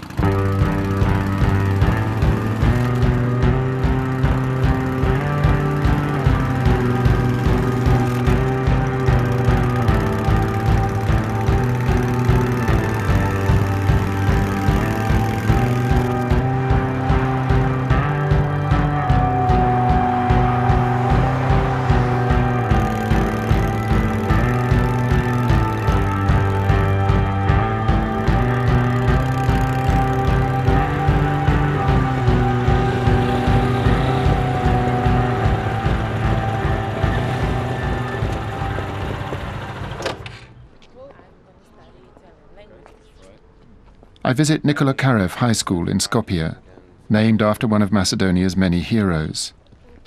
Young people represent the future of a country, and I want to learn more about their thoughts. Нели сите ние тука сме горди затоа што сме македонци и мојата македонштина е моје чувство, мој флуид, тој е како еден вид на еликсир што ти дава ентузијазам и сила да продолжиш да се бориш, затоа што сите ние сакаме некоја подобра иднина и сите ние ќе имаме подобра иднина, точно да, ама ќе имаме подобра иднина во Македонија.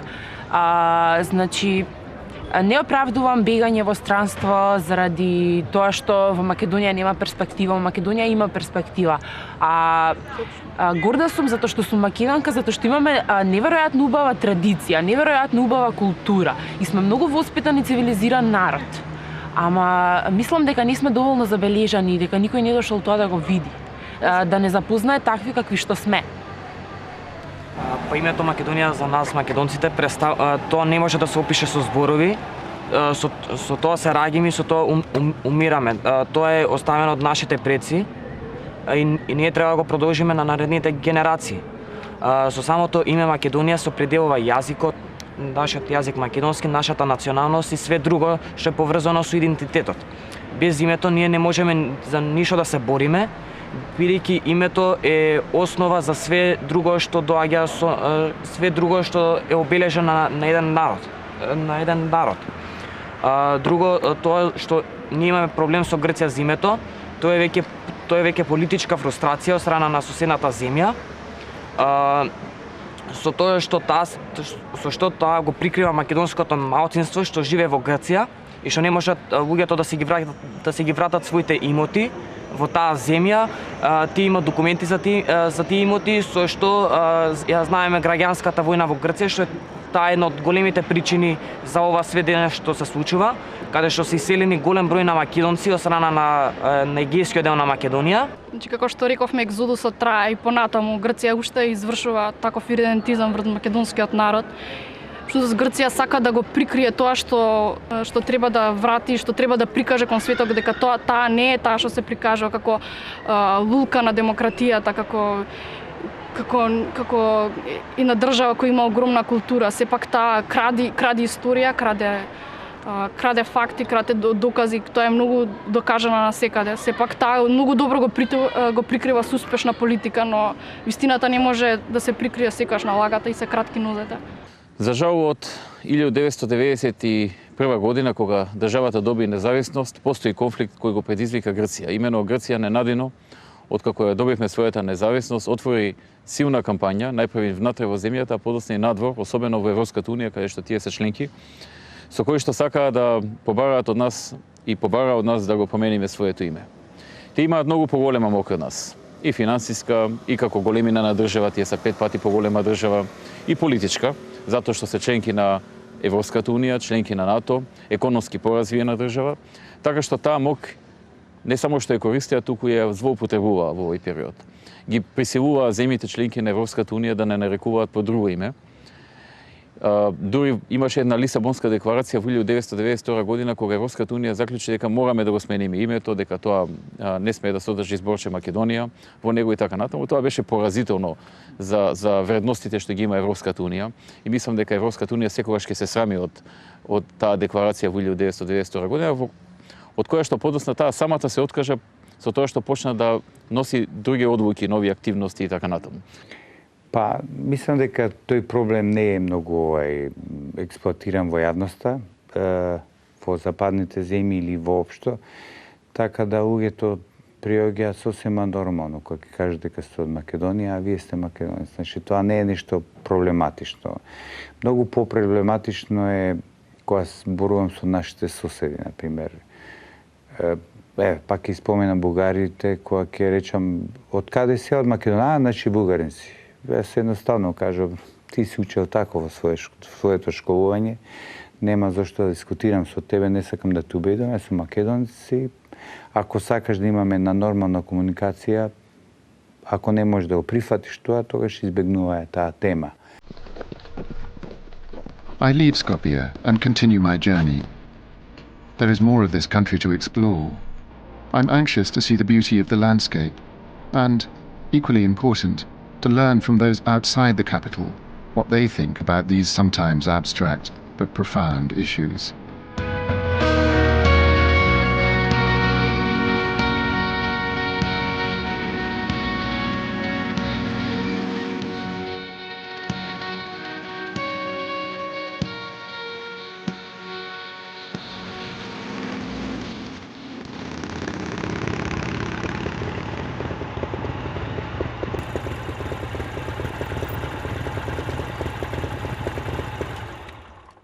At Mavrovo Lake, I have a mid-morning break with another young man, Bobo. Bobo is a 22-year-old Macedonian, a European who wants to travel, explore, and educate himself. But he cannot. It is even more difficult for him and his people to travel abroad today than it was under the communist regime in the last century. We eat traditional burek with yogurt in a little cafe by the lake. Македонски идентитет. Фино прашање. И сега во овој период многу надразливо. Че идентитетот за една нација е како интимата на една личност. Македонија. Никој не може да ни го земе правото како ние да се викаме или правото на избор. Македонија, во името Македонија седи целиот идентитет и во македонецот. Зашто? Почнувајќи од фолклорот, сите обичаи, традиции, се што постоело со векови, што е надградувано и што е творено. Значи, не постоиме од денес, не постоиме од вчера, постоиме со векови. Од кога? Од многу одамна. Почнувајќи од историјата на Александар Македонски, па наваму многу е на тој план многу е надградуван. За нас младите токму и тоа е проблемот. Најголемиот проблем е патувањата и да се погледа одно што многу млади го гледаат, а македончето не може да го види. Токму тие визи, токму тие визни режими, Шенген зони, се оние кои нас не ограничуваат, и колку и да поседува некој богатство или нешто друго, ограничено од една страна. Не може да види да прошета, а во некој случај, еве како и мојов, не може ни да излезе надвор да продолжи со студии. Ќе заврши тука бачелор, мастерс нема, во странство ограничен се. Значи, таа линија не може да се пречекори, а токму главен проблем е името. Името и идентитетот македонски.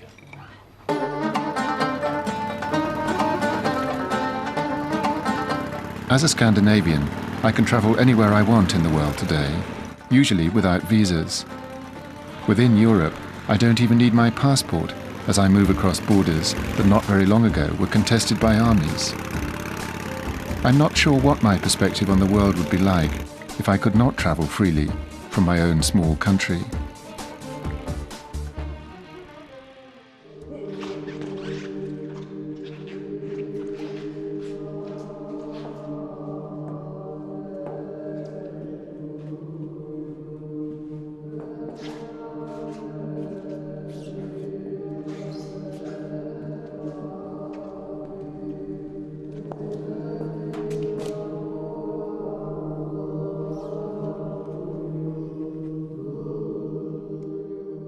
I find myself drawn once again into sacred space.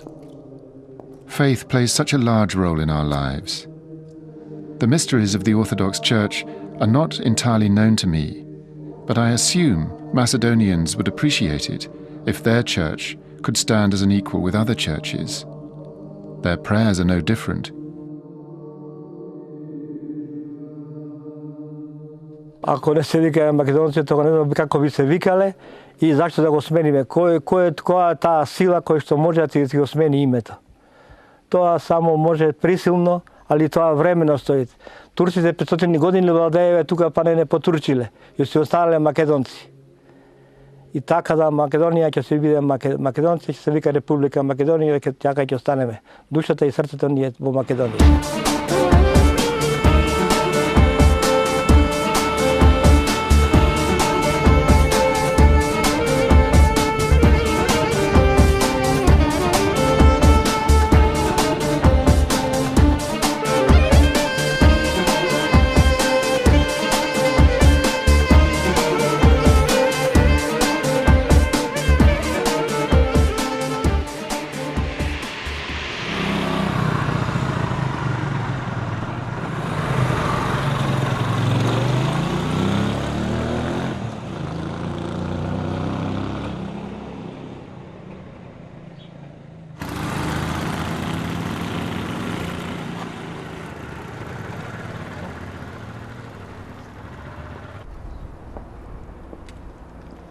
На просторот од нашиот град, кој што е иначе волшебен град, кој што го викаме ние волшебен рит, има толку многу напластени вредности што просто не може да ги соберите во една историја на балканските простори. Значи, овдека јас сум многу горд што излегоја многу податоци кои што говорат за Македонија, кои што не говорат за илирскиот субстрат на овие простори, туку говорат за македонскиот субстрат. Тоа се символите на Македонија, тоа се македонскиот соларен символ, сонцето, кој го имаат најповеќе македонци, да го имаат и други, но најповеќе го имаат како символ македонците, потоа македонскиот штит, кој што е во светската археолошка наука познат дека е на македонците, исто така тука е откриен на Самуиловата тврдина, потоа на Самуиловата тврдина се откриени монети, бронзени монети од вториот век пред нашата ера, на чии реверс стои македонскиот штит, што значи дека станува збор за Лихнидос, старото име на Охрид, кој што бил македонски град, а не бил илирски град, кој што стои во досегашната наука. Значи, тоа е исто така едно големо откритие, една голема археолошка возбуда и забава. Pasco has a wealth of information, telling me about how time has marched through Macedonia, just like the famous Roman road, the Via Egnatia, which ran through Ohrid. Pasco, like all Macedonians, is justifiably proud of his history, and of what has been and is being discovered on the land. And don't all the objects people have left in the ground belong to today's Macedonians? In fact, they belong to all of us. They are the world's heritage. The people born in today's Republic of Macedonia call this home, and having been born in the territory of Macedonia, simply ask to be called Macedonians.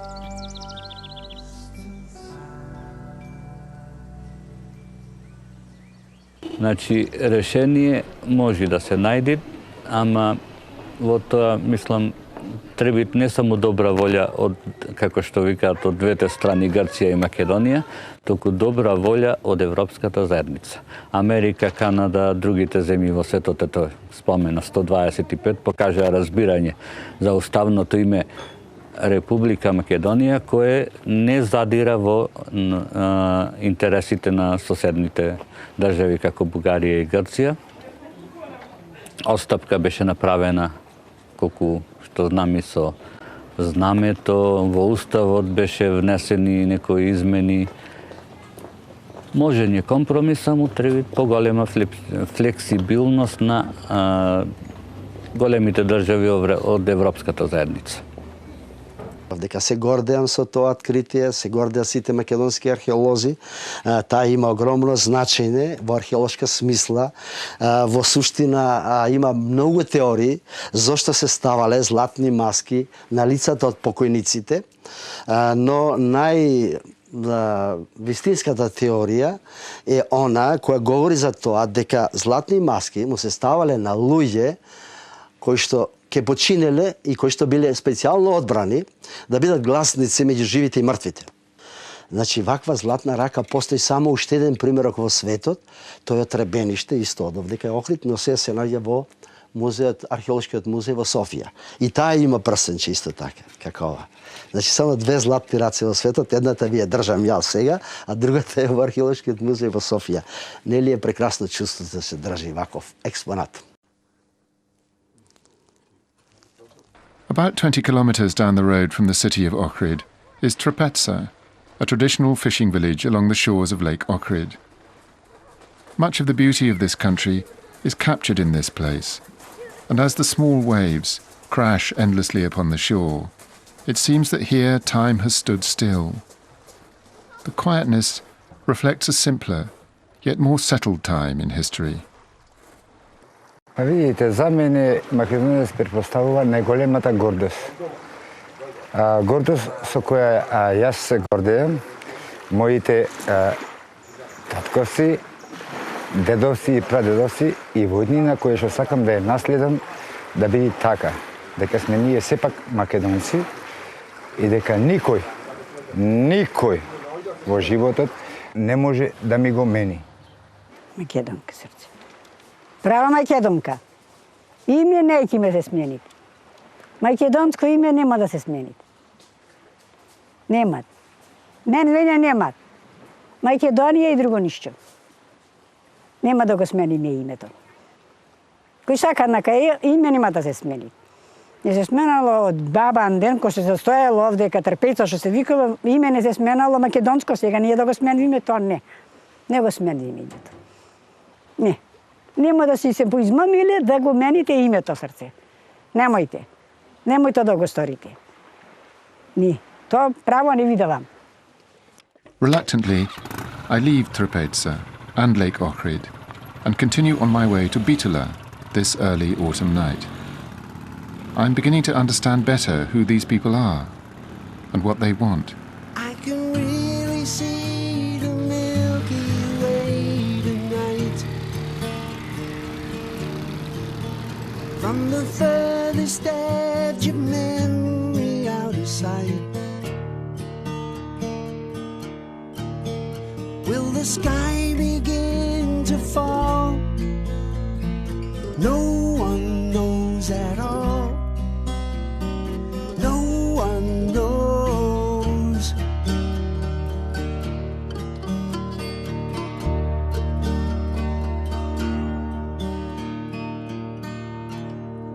Bitola, an old and genteel town with a proud and rich history, gives me the opportunity to speak with those involved in Macedonian arts.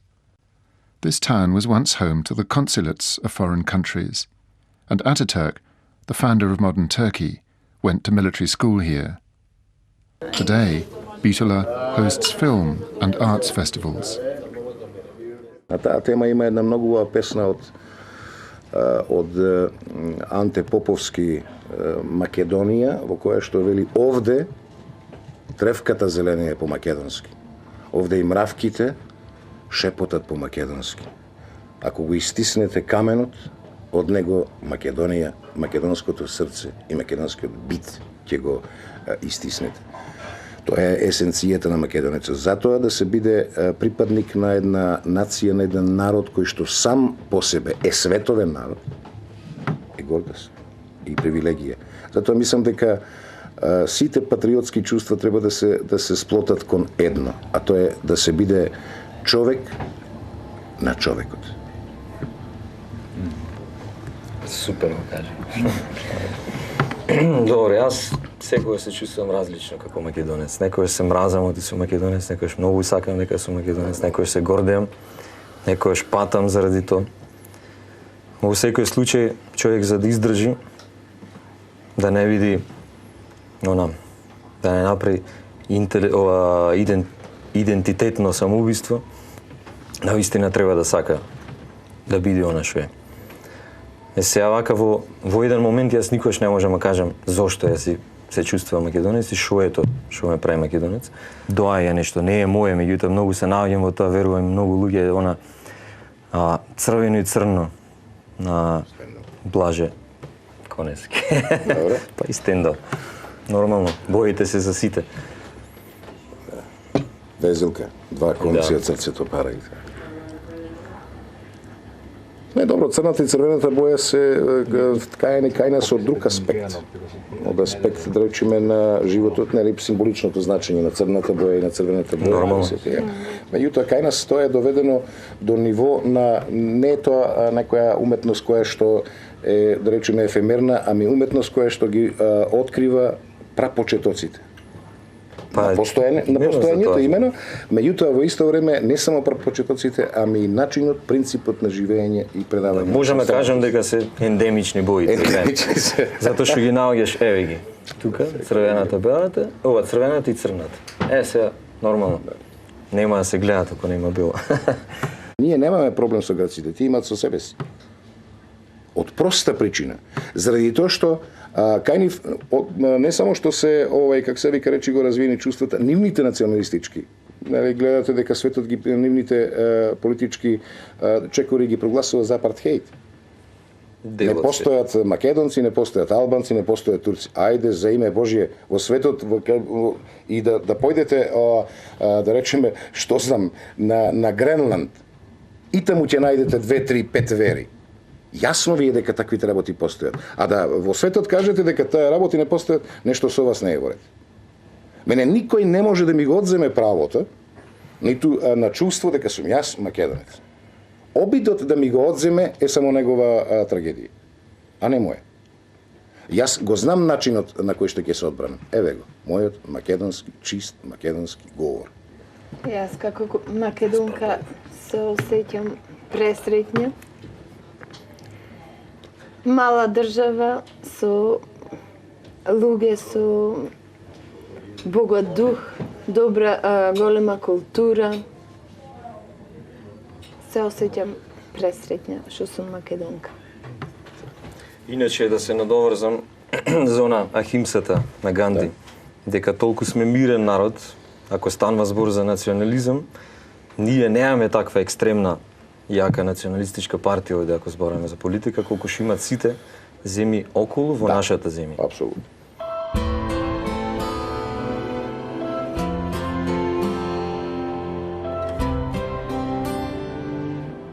From Bitola, I travelled to the mountain town of Kruševo, which is extremely important to the identity of Macedonia, both for the uprising against the Ottoman Empire that took place there in 1903, and because it's the birthplace of the singer Tosha Proeski, Macedonia's angel, who died at the very young age of 26.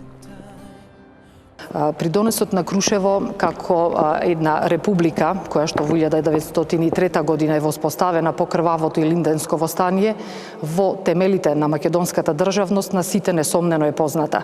Значи 10 дена на воспоставување на државноста и на органите на република или на државност на македонскиот народ во Крушево многу значат за денешната самостојна, стабилна и независна република Македонија, со тоа што крушевчани обично се фалиме, еве да кажам, или сме горди, е тоа што и во таа прва влада веќе мултинационалноста, мултиетничноста и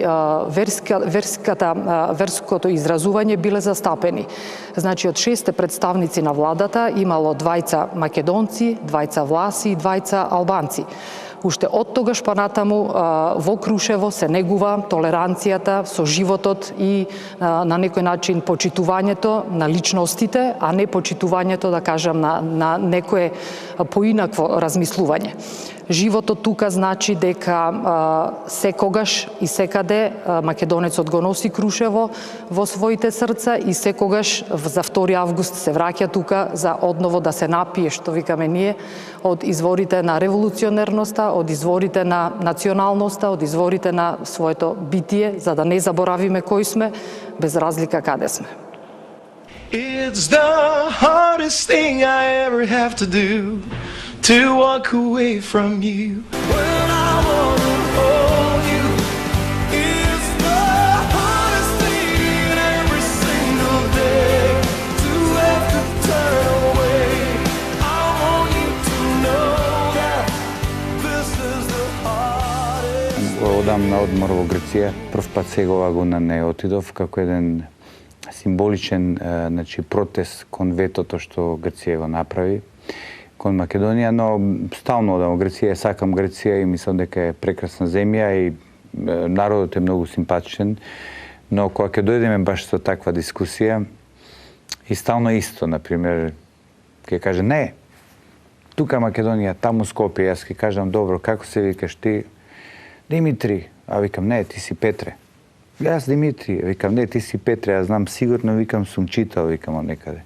Ама ти како можеш, викам, па исто е тоа, исти проблем е со нашето име и така натаму. Така да често пати тие дискусии се завршуваат на многу симпатичен начин. Значи, но генерално за ова прашање што пак да се вратам, луѓето не се оптерети многу со проблемот, обичниот народ, да кажам така, со проблемот Грција, Македонија. Ова прашање сакам да кажам дека Република Македонија ниту некогаш имала, ниту има, ниту пак има било какви територијални претензии кон Република Грција.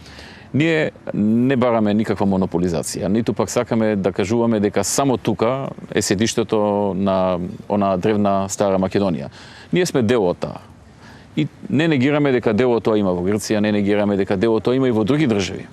Грција е таа која што сака да негира дека сите други држави немаат никаква врска со тоа, а дека тие само имаат. Тоа е смешно и тоа е неприфатливо и кога ќе го слушна тоа од политичари од другите држави, тие тие се чудат. Тие не можат да разберат дека има таква членка во НАТО или во Европската Унија која што се занимава со вакви работи, која што прави конфликти заради нешто што се случува од 2300 години порано.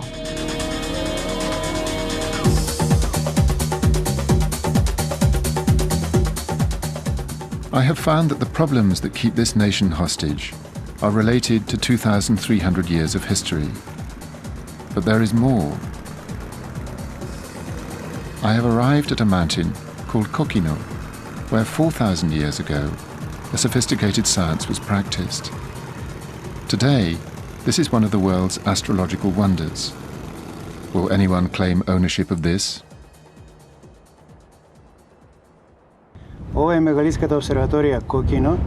Инаку во македонскиот народ ваквите места вообичаено порано се сметале за ѓаволски места и народот не ги посетувал, па затоа имаме среќа што е сочувано. Значи, речиси во оригинална форма е зачувано 4000 години. Карактеристика на ова место е што истовремено е света планина и древна обсерваторија. На овие простори, најмалку 4000 години, постои некое население кое зборува еден ист или многу сличен јазик, за да може сите овие преданија да се пренесуваат по говорен пат. Од тука можеме да го извлечеме и значењето на ова место за современата историја и космогонија или, ако сакате, карактеристика на македонскиот народ.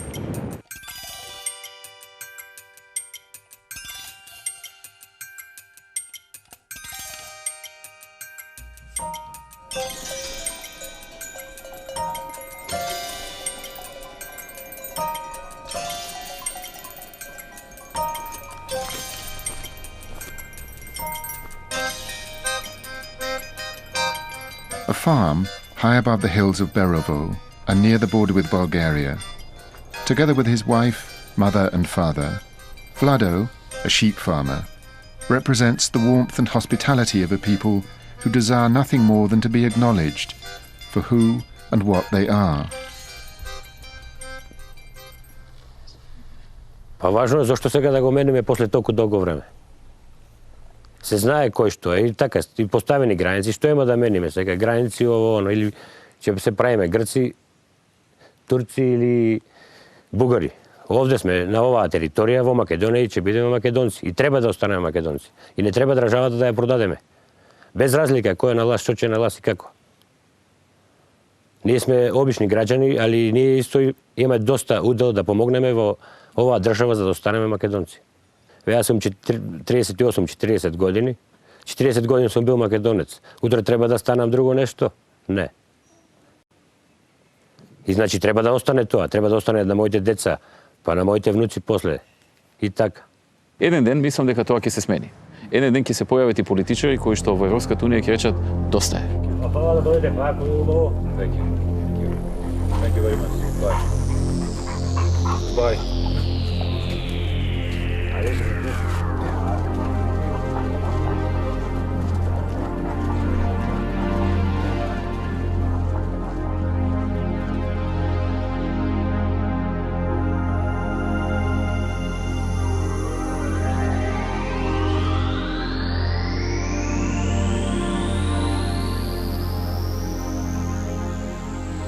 Да, прво ќе кажам дека Александар Македонски е светска личност, не припаѓа само на нас македонците, припаѓа на целиот свет, бидејќи тој ја искорил светската историја своевремено. Значи припаѓа на сите и на Господина. Што се однесува до неговиот гроб, ние сигурно знаеме дека тој се наоѓа на нашите простори, тоа што знаеме и каде, не знам што ќе прават сега грците ако го слушнат ова. Иначе во науката е познато дека неговиот гроб го однесол, неговото тело го однесол Птолемеј во Александрија и се смета во науката дека се наоѓа денеска зад зидот на една џамија која што не е дозволено да се отвори, да се влезе таму. Но тоа е едната варијанта и тоа е лажната варијанта. Вистинската варијанта е гробот се наоѓа на нашите простори, кај така наречените старите пајански гробишта и ние кога дае, за да не дојде до Трета светска војна, ќе откриеме тоа кога ќе бидат обезбедени сите околности во светот. I see beauty all around me. Hills, valleys, and trees. Like the people of this country, we can name them. To deny these beautiful truths continues to puzzle me. A name, a place, a people, all with their own history. In the 21st century, we can only deny truths by damaging the truth.